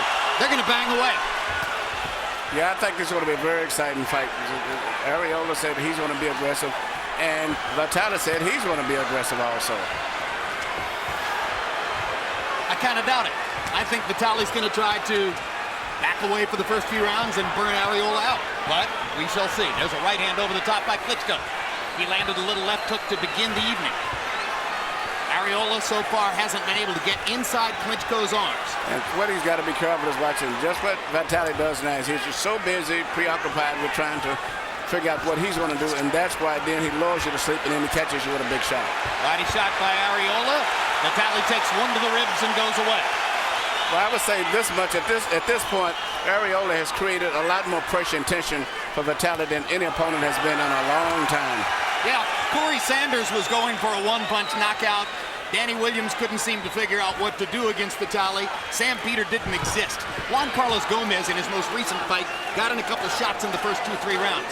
But by and large, Vitali has been able to dominate opponents with his great defense. And right now, Arreola has slowed down his momentum and his intensity has slowed down right away. And that gives Vitali the room now to start slowly, systematically picking him apart. Klitschko has stood up to him, trying to discourage him from coming in. 1.5 minutes left on the round. We're exactly midway through. Our clock is momentarily not working, so I'll keep you posted on timings as we go along. Vitali Klitschko is throwing jabs, right hands, uppercuts, body shots, and Arreola is having trouble finding the distance from which to get started. But if you notice, after every exchange, Vitali gets back in position with the jab to keep his distance. He finishes up everything with a long jab after he gets to it. Arreola's gloves are held high, and he does protect himself as he tries to get in. And Klitschko rarely goes to the body. Klitschko also holds his left hand well below his waist. Why, Emmanuel? Left hand is right because he has an unusual sense of feeling when a guy is getting ready to punch, and he can sense it and move away. It's one of the unique things I watched when I was watching him in training. He can feel if you're going to throw a right hand, he'll move into the position and punch at the same time to neutralize the punch. He takes great advantage of his height.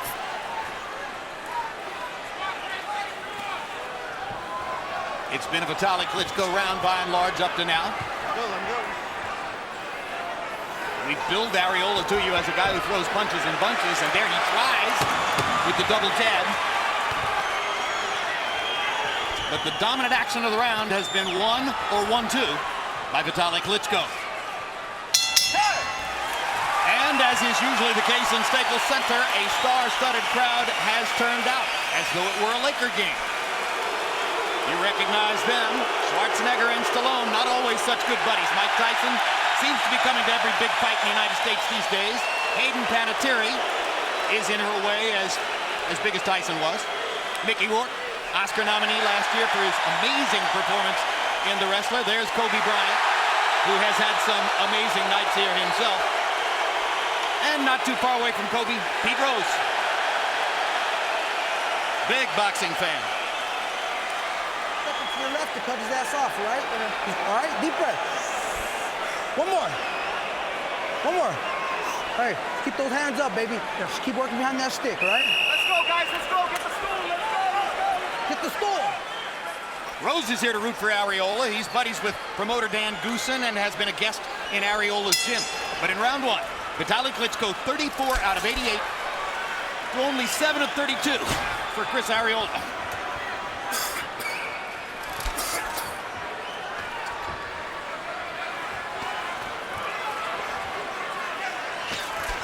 Sometimes the best way to deal with a jabber is to jab him, and that's what Arreola is trying to do in this round. But so far, Klitschko has been keeping the fight right at the distance where he can punch her very effectively, and Arreola is trying to lunge and reach, and he cannot really get the range for his punches yet. It'd be easier for Cris to go to the body, and there he is, banging away at the body as he promised he would do, to try to bring Klitschko down a little lower and get at the head. Yeah, but right now, Vitali's starting to get his range, and pretty soon you're going to see that right hand come right through the middle. So you think Vitali's very comfortable with the way things are going? He's comfortable at this stage right now. He's comfortable at this stage. But I will say, Cris, as we see right there, is creating a lot more anxiety than anyone else has did.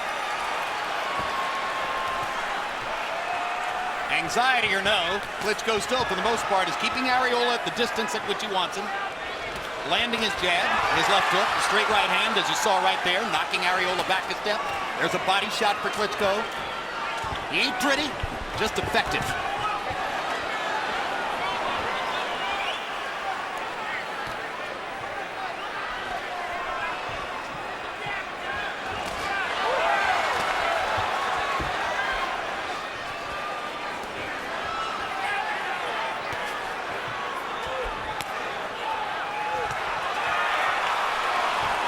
Arreola is making Klitschko work hard, but yes, he's not landing enough punches. He's not landing, but I tell you what, if he can maintain this tempo for 3 more rounds without getting knocked out, it's going to be very interesting because Vitali's not used to having to fight at this pace. Yeah, that's right. I mean, the reason Vitali threw 88 punches in round 1 is because Arreola's coming at him, and Vitali needs to throw to keep him back. That's how eager Arreola is to get there. He has to hope that he can tire Klitschko out at this pace.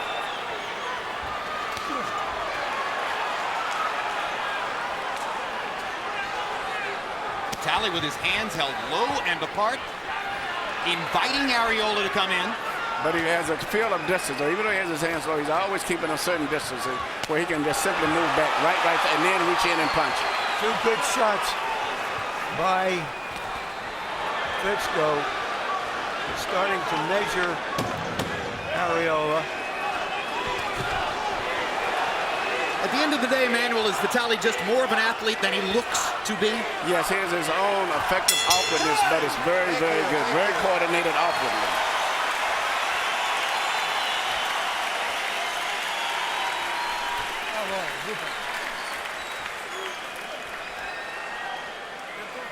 Let's go, please. Immer wieder die Lenke. Jetzt ein bisschen tiefer stehen und den rechten Außerfall. Links rausgehen, rechten Außerfall. Er läuft genau. Okay, use the left again, then go a little bit lower, go back and go forward. Und immer wieder Tempo zu, ein bisschen wieder. and slow down a little bit, reduce it, and then evade him and then counter. Okay, it's easy. Good. You heard our German interpreter, Rudy Kuntz. Keep those hands moving, hands up, all right? Through 2 rounds by CompuBox count, Vitali Klitschko has landed 77 punches, 34 in the first round, 43 in the second.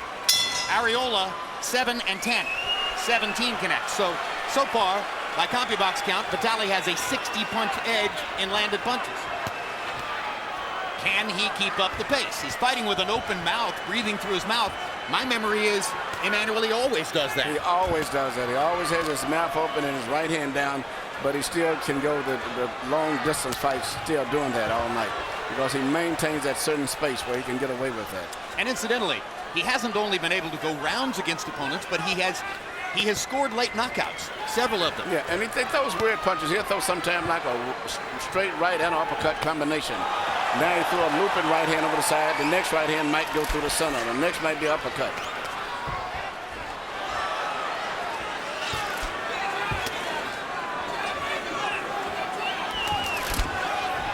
And all of the punches look slow and awkward enough to the layman that the opponent might be forgiven for thinking, why am I getting hit constantly? Well, one thing, you don't know which angle they're coming from. Well, the other thing is that he can throw arm punches with power. He's so strong, and that keeps him defensively still in a good position. And he doesn't commit to these punches.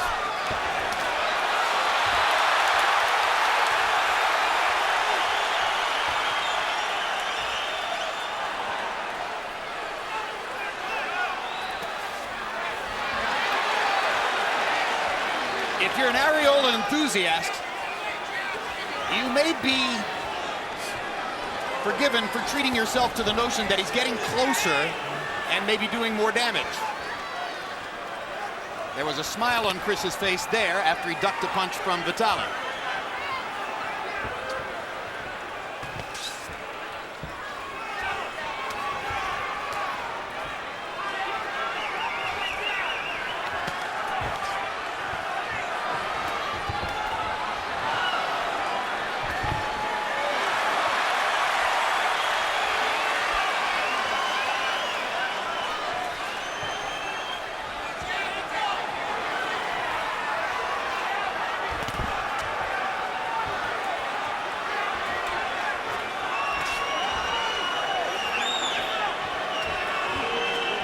Well, the question becomes, who's paid more of a price to get through the first 3 rounds?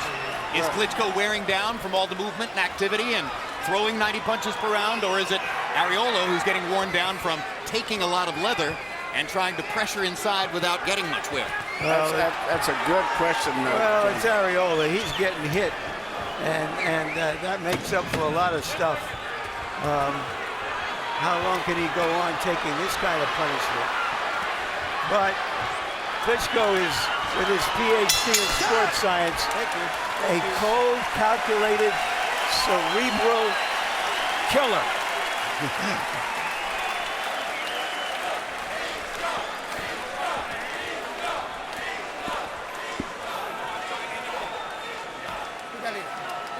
Cristobal Arreola's wife Erin, daughter Danae, sitting to her left. There were times in the past when Erin had to take fast food joint jobs at minimum wage to help the Arreolas make ends meet. Not anymore. And if you were to win tonight, probably not ever again. Away, all right? Pick it up. All right? Deep breath. Don't get careless, right? I need you to be aggressive but smart, all right? Deep breath. CompuBox numbers on jabs becoming one-sided. Klitschko 57 out of 185, Arreola 20 out of 76. Arreola's face is beginning to redden and show the damage from the number of punches he's taken so far. Yeah, he's taken a lot of punches from Vitali, but one thing he has still been successful, I think, is crowding and creating a lot of more pressure on Vitali than anyone that he's fought in a long time. Harold, how do you have it through 3? That gives him 3 rounds to nothing. 30-27, Vitali Klitschko. Jim, I got to tell you, Cris Arreola is making the biggest mistake I've ever seen. He's standing right in front of Vitali Klitschko. You can't do it. The guy's too big. His jab is too hard. He drops the right hand down on you. You got to give him angles, and you got to work your way inside by giving him angles. Just like he's doing there. Make Vitali work a little. But if he stands in front of him, he gets murdered. While you were talking, he landed, did Arreola, his two most effective punches of the fight so far. One was a right, one was a left. They were wild swings. That's probably what he has to do to get at Vitali. Harold, you want him to be another fighter. He's this fighter. This is how he has to fight. This is what brung him here, fighting this way. And either he'll be successful or he won't. But he's not going to change. And there's a long way to go.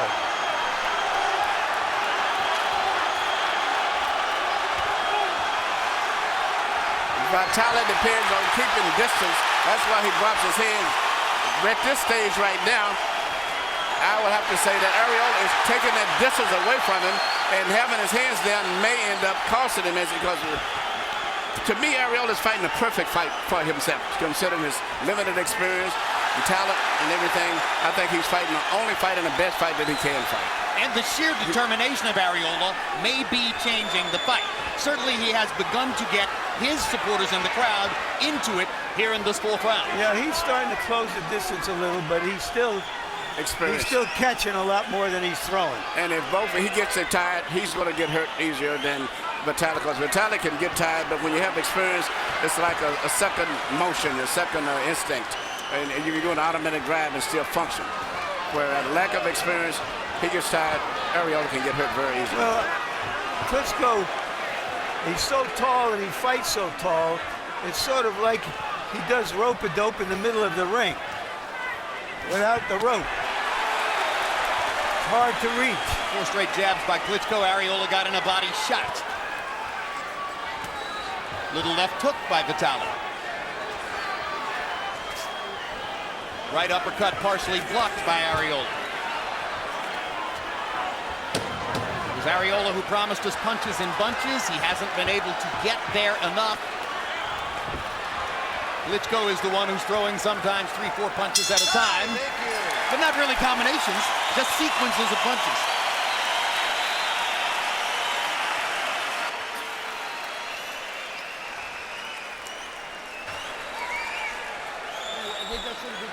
Schön vorbei. Bisschen schneller dann gegengehen. Nicht zu hoch kommen, ganz schnell gegengehen. Links raus, tief den rechts aufwärts. Klappt jetzt 100%. Wird langsamer.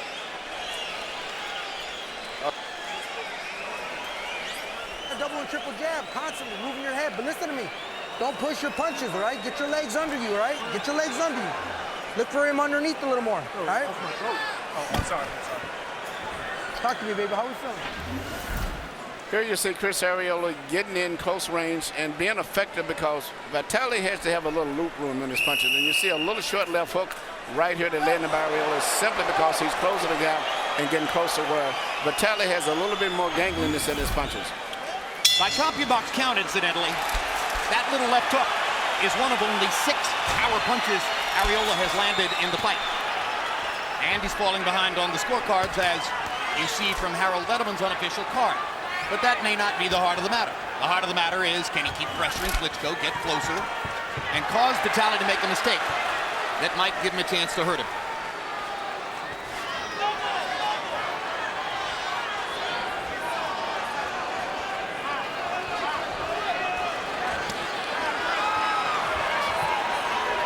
In the 5th of the scheduled 12, after Vitali Klitschko landed a right hand, Arreola shook his head as if to say that's not a big one. And Vitali sneaks in another right hand. Lands a body shot up and under. And basically runs away to keep Arreola at bay.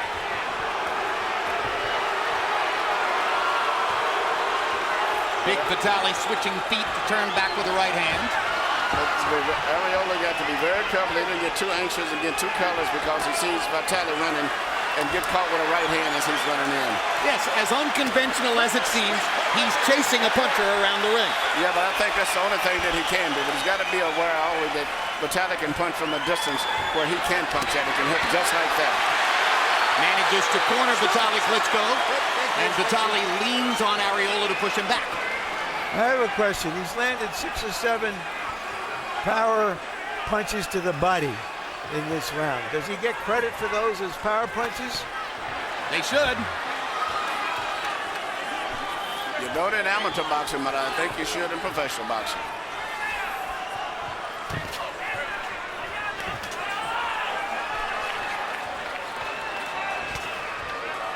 Got to find a way to get inside Arreola if he wants to stay in this fight.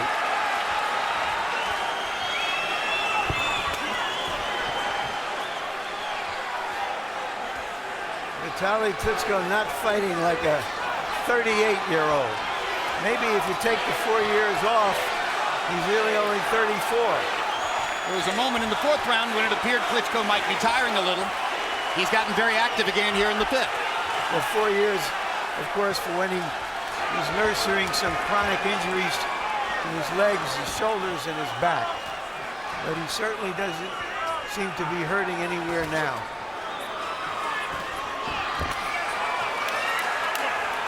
He's gradually dressing Arreola's eyes with swelling and redness up top.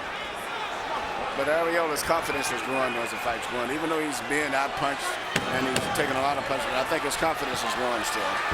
Well, he's got Vitali on the run. Well, and he knows that Vitali is not a big one-punch puncher. Thank you. Good job. He just beats you down and beats you down.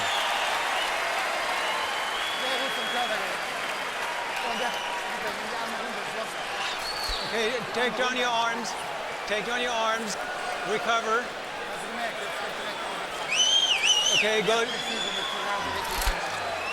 to the left and then retaliate with right, step out. Okay, first left, then right. Fred, listen to me.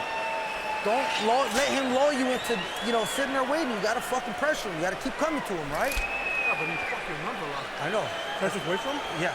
No. Why don't you keep doing what you're doing, cutting him off to the left, all right, and then we'll see what happens after that. And then those hands up, did you work this?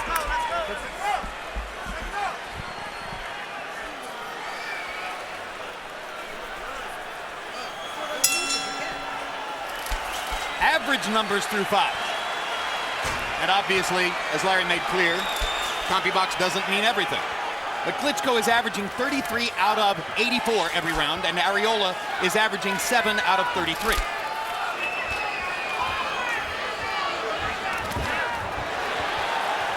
Arreola almost walked into a big right hand.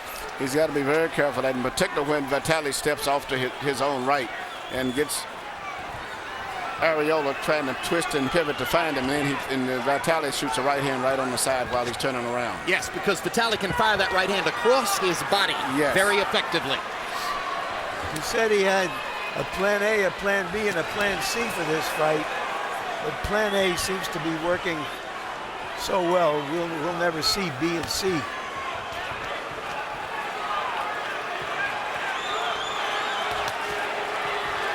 Arreola's still trying.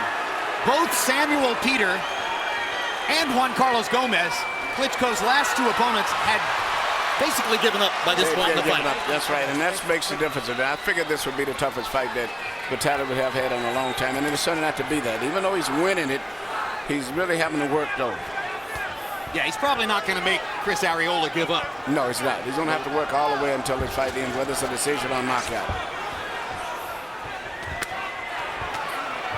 After every exchange, still, I love the fact that Vitali always gets back with his left hand when he gets to it and gets his distance, or he doesn't end up falling into his man and clinching. In fact, how many clinches have you saw in this entire fight? Well, this round has begun to suggest that Arreola's momentum is waning. And now he almost got a big right hand onto the chin of Klitschko, just as I was saying that. And that's just what it comes almost. It's very seldom you land a clean punch on Vitali. Well, we've talked about Arreola being able to put punches together, but it's really hard to hit Klitschko with the second shot. Thank you. Right here. Turn around. He knows the space in the ring so well. He's so much better with his feet than you expect a man his size to be. And he holds his hands out in front of him when necessary and either pushes you off or hits you to keep the space. He's fighting a very controlled distance fight. Something he knows how to do. Yeah. Ask Corey Sanders, ask Danny Williams. Ask any of the last several opponents who just couldn't get inside on the big man. Honestly, I think he looks way better than he did when he fought Corey Sanders to me. He seems his punches are much more crisper, have a lot more power and snap. Well, I think he has more confidence in himself. He feels more like the king of the world now than he did then.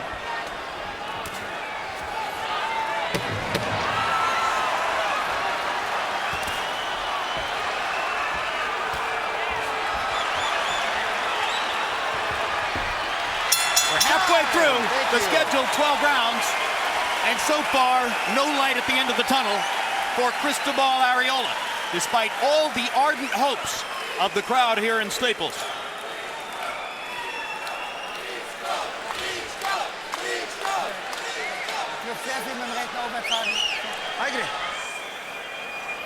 One more. Open your mouth, Chris. Open your mouth. Those of you who've been watching our most recent fights know that we've developed a graphic effect which shows you where an opponent's punches are landing. Here is where Vitali Klitschko is painting Cris Arreola through 6 rounds. And you see the big number, 98 on the chin. 18 body shots with the right hand. Most of the damage done upstairs. Vitali doesn't really throw that many body shots. When he does, he's usually coming up and under with them. But his accuracy with the right hand upstairs, along with the jab, reflected in those numbers. Yeah, and it's still a high percentage of body punches landed by a man as tall as he is. All right, Harold Letterman, how do you have it through 6? Okay, Jim, 60-54, 6 rounds to nothing, Vitali Klitschko. Jim, he's winning this fight on clean punching, as we see. Nice left jab, good right hand underneath.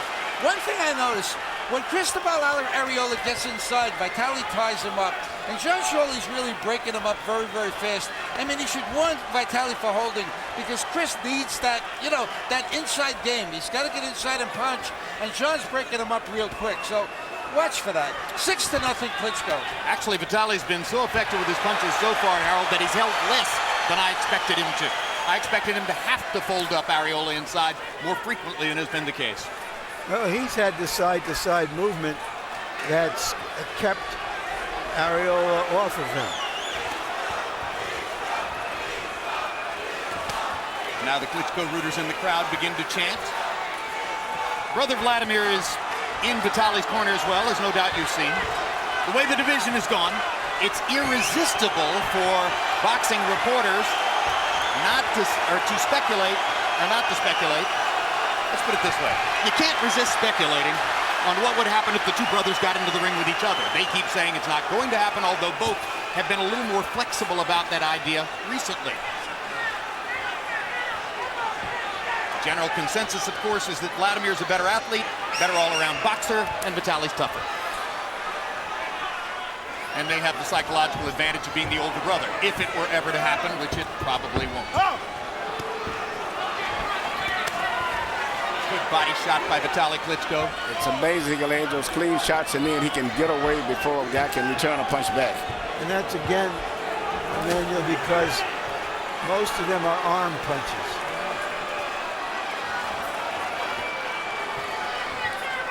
And also because he is so adept at managing space in the ring. That punch was on the back. And Shirley kind of nods at Arreola to make clear he knows that.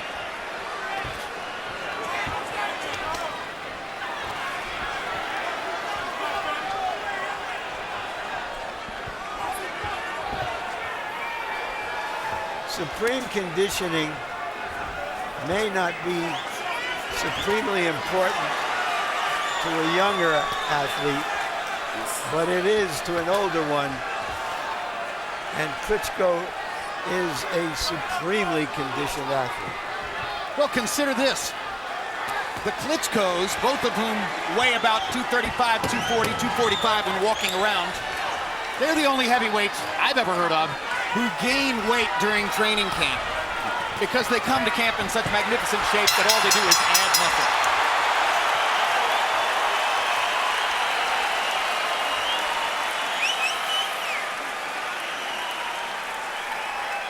There's Vladimir. Holder of 2 title belts. His brother holds 1. Nikolai Valuev holds the 4th.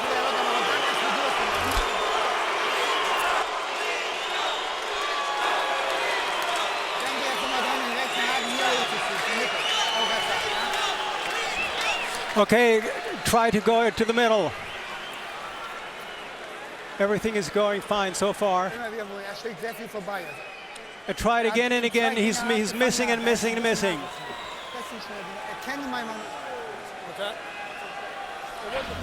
Here you see Vitali Klitschko land, which is typical of the kind of punches he's landing as Arreola is trying to come in, catch it with clean shots, and then after he lands those shots, he usually moves away very well right away off to one side or the other. The 7th round was typical of all its predecessors numerically. Klitschko 25 out of 77. Arreola 8 of 32. Ruben Olivares, the great Mexican bantamweight, said that Arreola would have to show a lot of cojones to beat this big guy. He's shown that, but he hasn't shown he can beat him.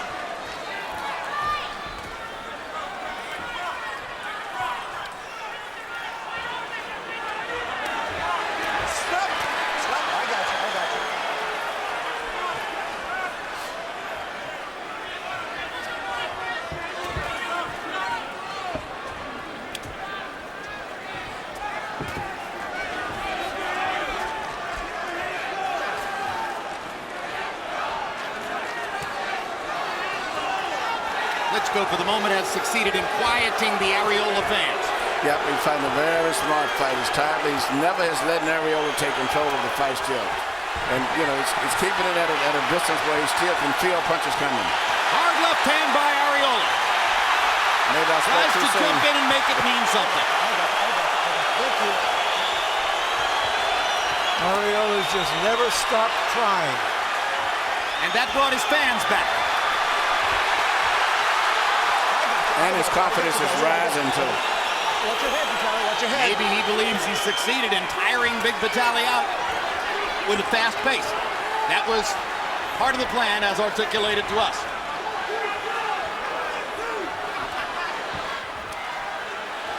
Stop. Watch those heads coming in. I was about to say 40 seconds ago that Vitali seemed to be trying to take a rest in this round. I think Arreola sensed it also.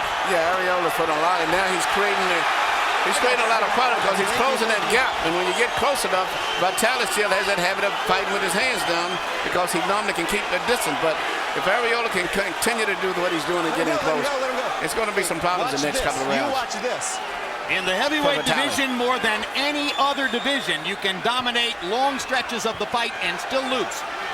More unexpected things happen here than anywhere else. It's the only game you can hit a 10-run home run in the last inning. Blood coming now from the nostrils of Cris Arreola. Stop. Blood in the mouth of Cris Arreola. You okay, Chris? Blood trickling down the rippling stomach of Arreola.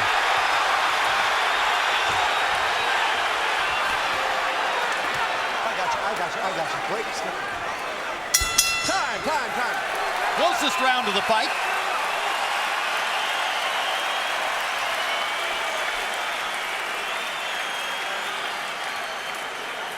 ¿Está quebrada?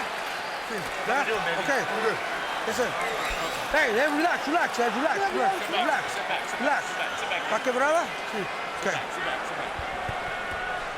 Deep breath. ¿Qué quiero que lo hago? ¿Qué quiere que me hago? Okay, mira. Keep doing what you're doing, okay? I want you to look for that right hand, but you gotta let it go. You can't hold up, all right? 1, 2, all right? It's there, okay? You gotta keep doing what you're doing. Keep imposing yourself on him. All right? But I need you to move your head and let your hands work on the inside, all right? Deep breath. Huh? Use your left jab and don't stop. Just jab while retreating.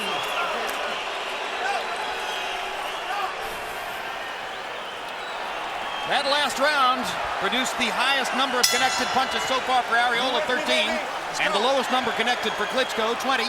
Let's see if the fight is really getting closer. We'll learn more in this round for sure.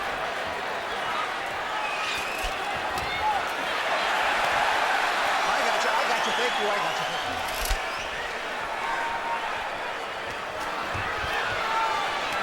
break.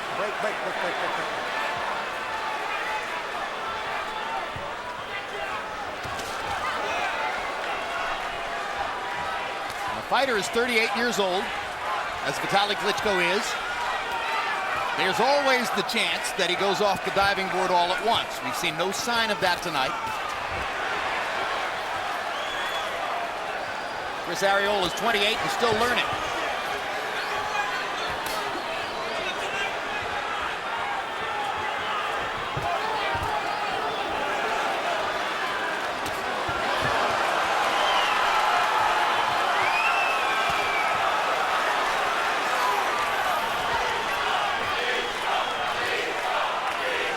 By and large has been unable to do is to beat Vitali with a punch. Every time he goes in to try to pressure, it's Vitali who throws first. Vitali's experience is really showing as the fight goes on and both guys are getting tired. You can see his experience, his ability to think and function better because of having been there before. And within the last 10 seconds, I think Vitali Klitschko got a sense that maybe he's closing in on the KO. Yeah, yes, he's landing more. Even though Arreola's creating excitement, he's not able to land too many effective, clean, hard punches. And as Arreola takes more chances to try to get inside, Big Vitali's eyes are lighting up.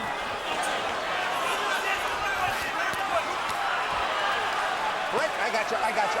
Thank you.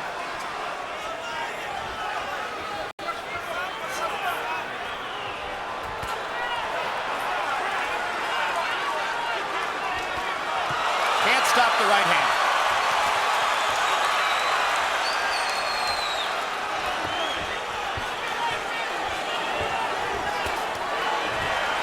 The fight is turning out as one-sided as the Mayweather-Marquez fight.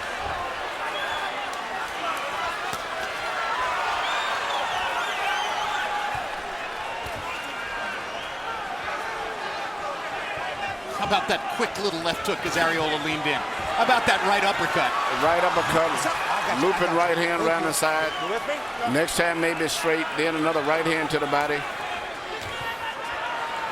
So right now the fatigue is set in mentally as well as physically. And Arreola can't function as good as Klitschko right now. A slight nick on the right eye of Klitschko.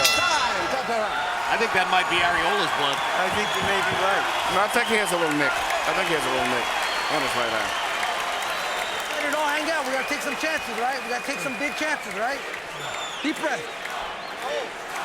Spit it all out. Spit it all out. Spit it all out. A little more.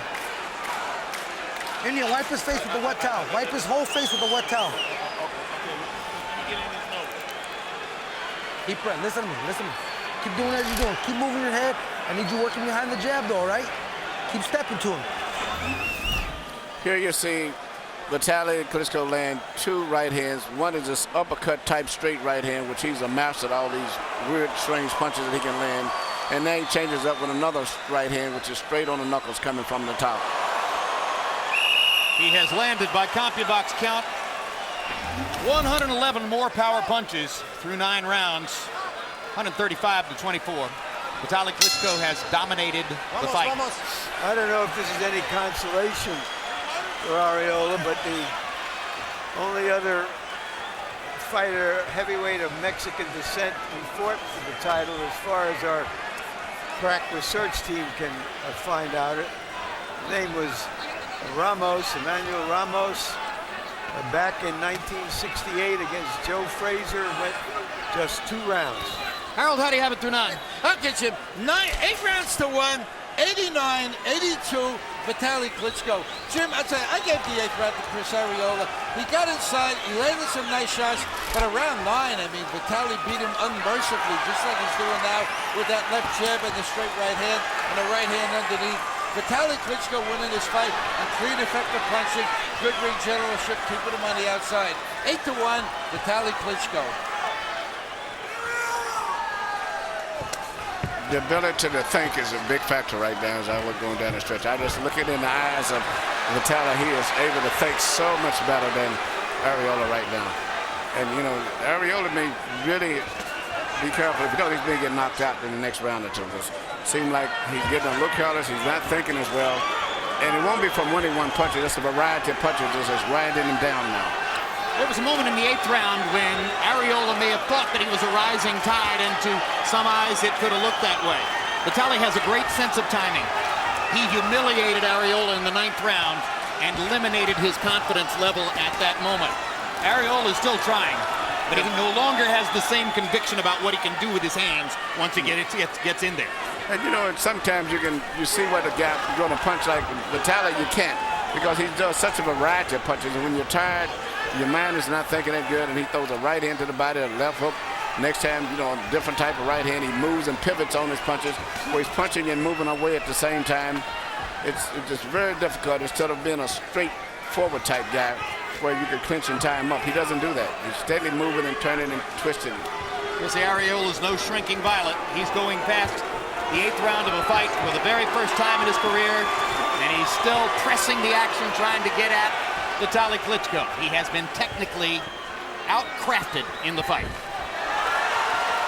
I don't know that I've ever seen Vitali Klitschko fight a more perfect tactical fight. Boom.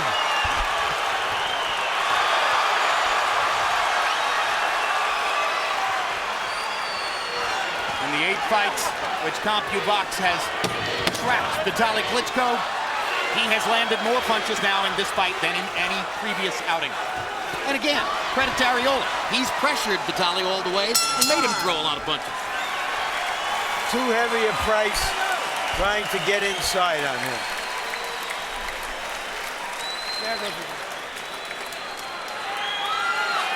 It's going wonderfully now. The fight is over with. Keep it up.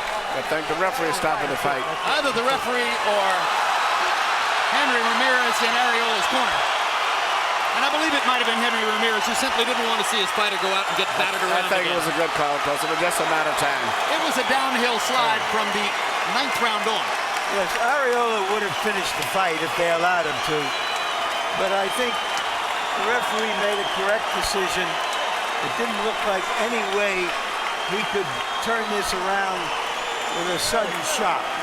Arreola is weeping in the ring. He brought a lot of emotion to this.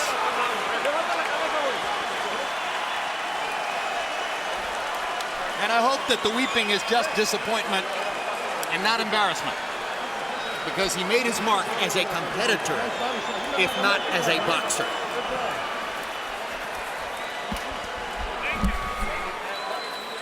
In the 10th round, Vitali Klitschko had landed 34 out of 96 against only 5 of 34 for Arreola. The 5 connects were Arreola's low number in the fight, and either the referee or the trainer or both saw that Arreola was not headed north but rather going south.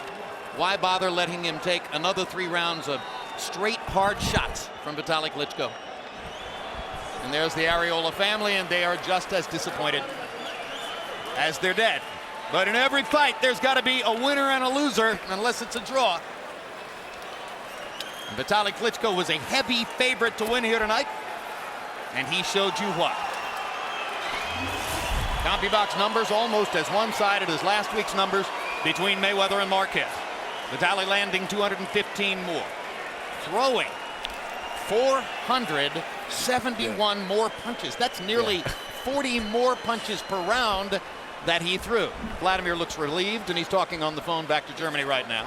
38% Vitali Klitschko on overall punches to 26 for Arreola. Power shots, well, Vitali landed 53%, and we have told you over and over and over, 99% of the time, if a guy has landed more than half his power shots, he has won the fight.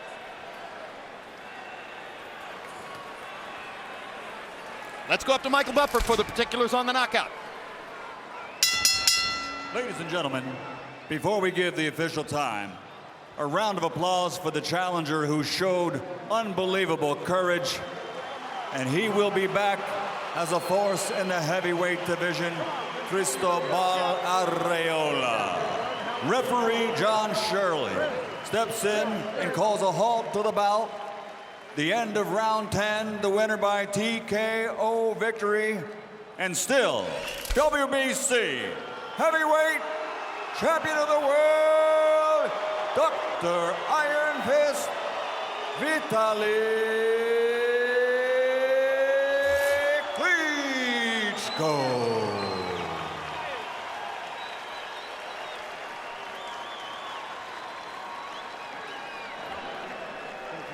Arreola severely disappointed, but nevertheless getting some love from the people in his corner. His promoter Dan Goosen there in the background chatting with Vladimir. After all the abuse that Dan has heaped verbally on Vladimir, you got to give Vladimir credit. Maybe he doesn't know what Dan says about him and he's back there chatting with him. And there's Dr. Iron Fist. Vladimir goes by Dr. Steel Hammer. Larry Merchant says he thinks it was Klitschko's most effective performance. Let's see what the winner thinks. Larry? Thank you, Jim. Congratulations, Vitali.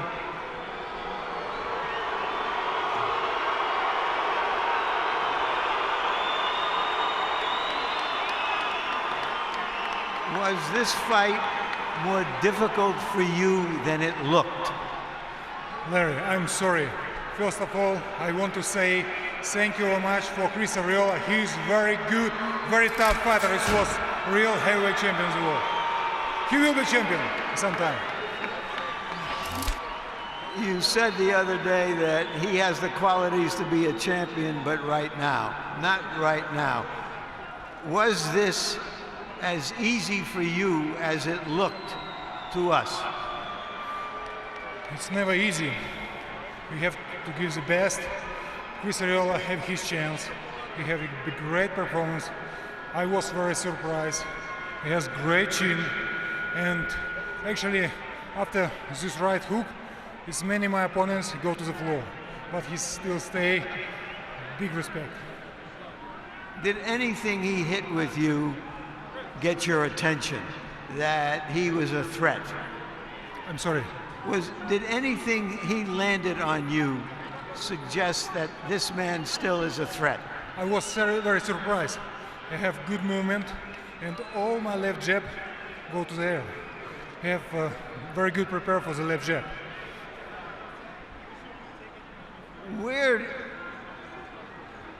You're 38 years old. Maybe you're only 34 because of all the years you took off. You looked as good as you've ever looked. Where do you go from here?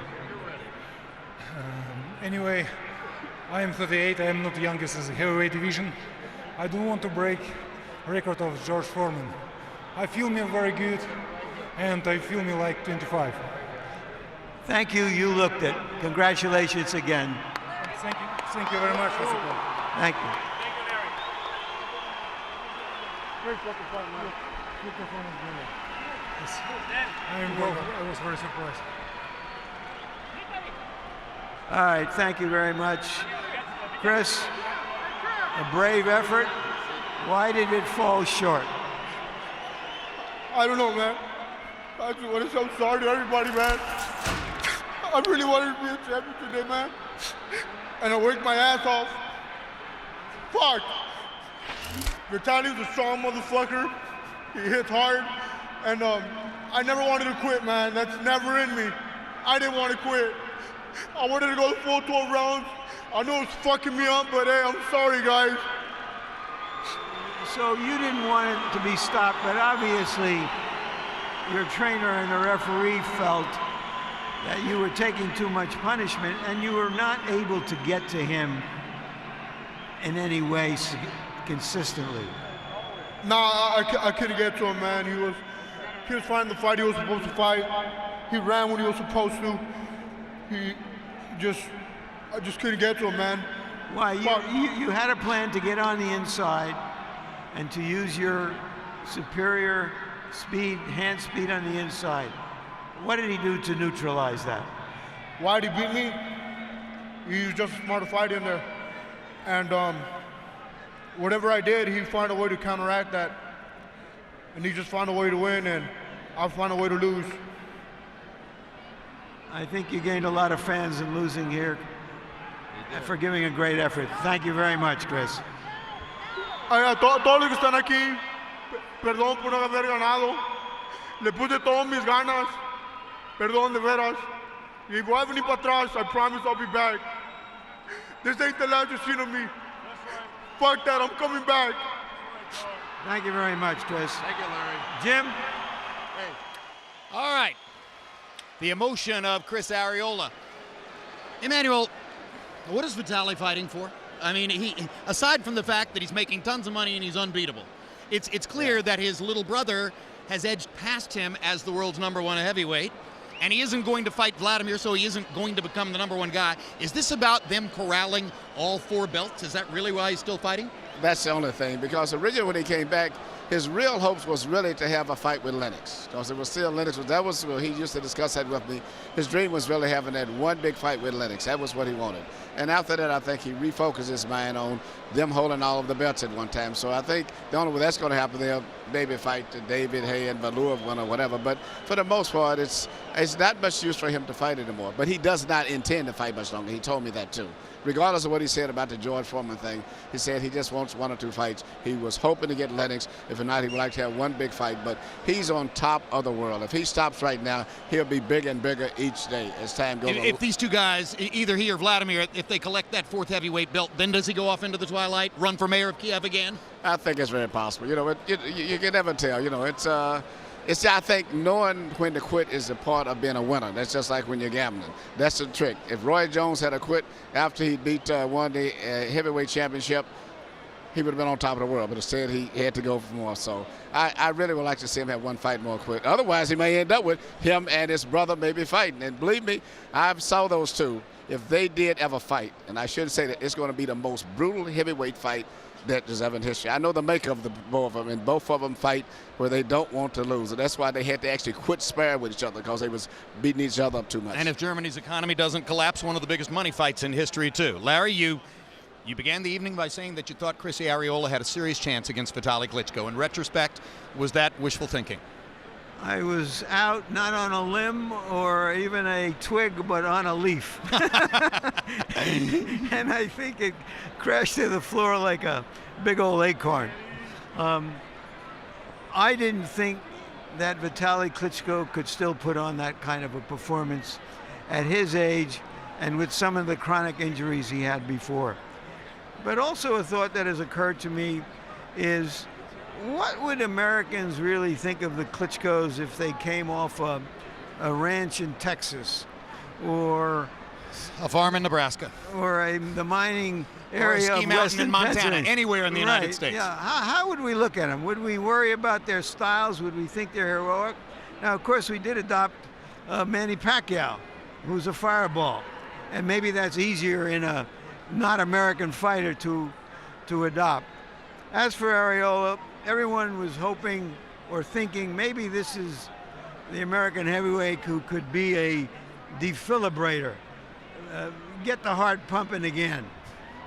He did give a hell of a good effort. He was just in with a better and a bigger man. Indeed. And as my own final comment on all this, what a night. Great interview with Floyd Mayweather. Fun to talk to him after his giant victory over Juan Manuel Marquez. All the enthusiasm here in Staples Center. Another return to the heavyweight division and that continuing discussion. Memo to any heavyweight fighter from any culture, the United States or elsewhere, who wants to beat a Klitschko, either Klitschko. These are 365-day-a-year guys. They don't take a single day off from their dedication to the craft of boxing and to the conditioning necessary to be at their best every time they go into the ring. Somebody who thinks that he can take 10 days off to have fun, party, drink, and then come back to the gym and get on the same page is not going to beat a Klitschko. It's as simple as that. Thanks very much for being with us, and we're looking forward to having with you again. If you missed any part of tonight's telecast, you can catch it in its entirety on HBO tomorrow morning at 8:45 a.m. or Monday night at 11 p.m. Klitschko versus Arreola will also re-air on HBO 2 tomorrow afternoon at 4:30 p.m. and Tuesday late night at midnight. October 24, it's the return of our Emmy Award-winning series 24/7. Step inside the lives of superstars Manny Pacquiao and Miguel Cotto as they prepare for their November 14 mega fight. Next on HBO, stay tuned for Wanted. And now for our entire HBO crew, I'm Jim Lampley, saying good night from Staples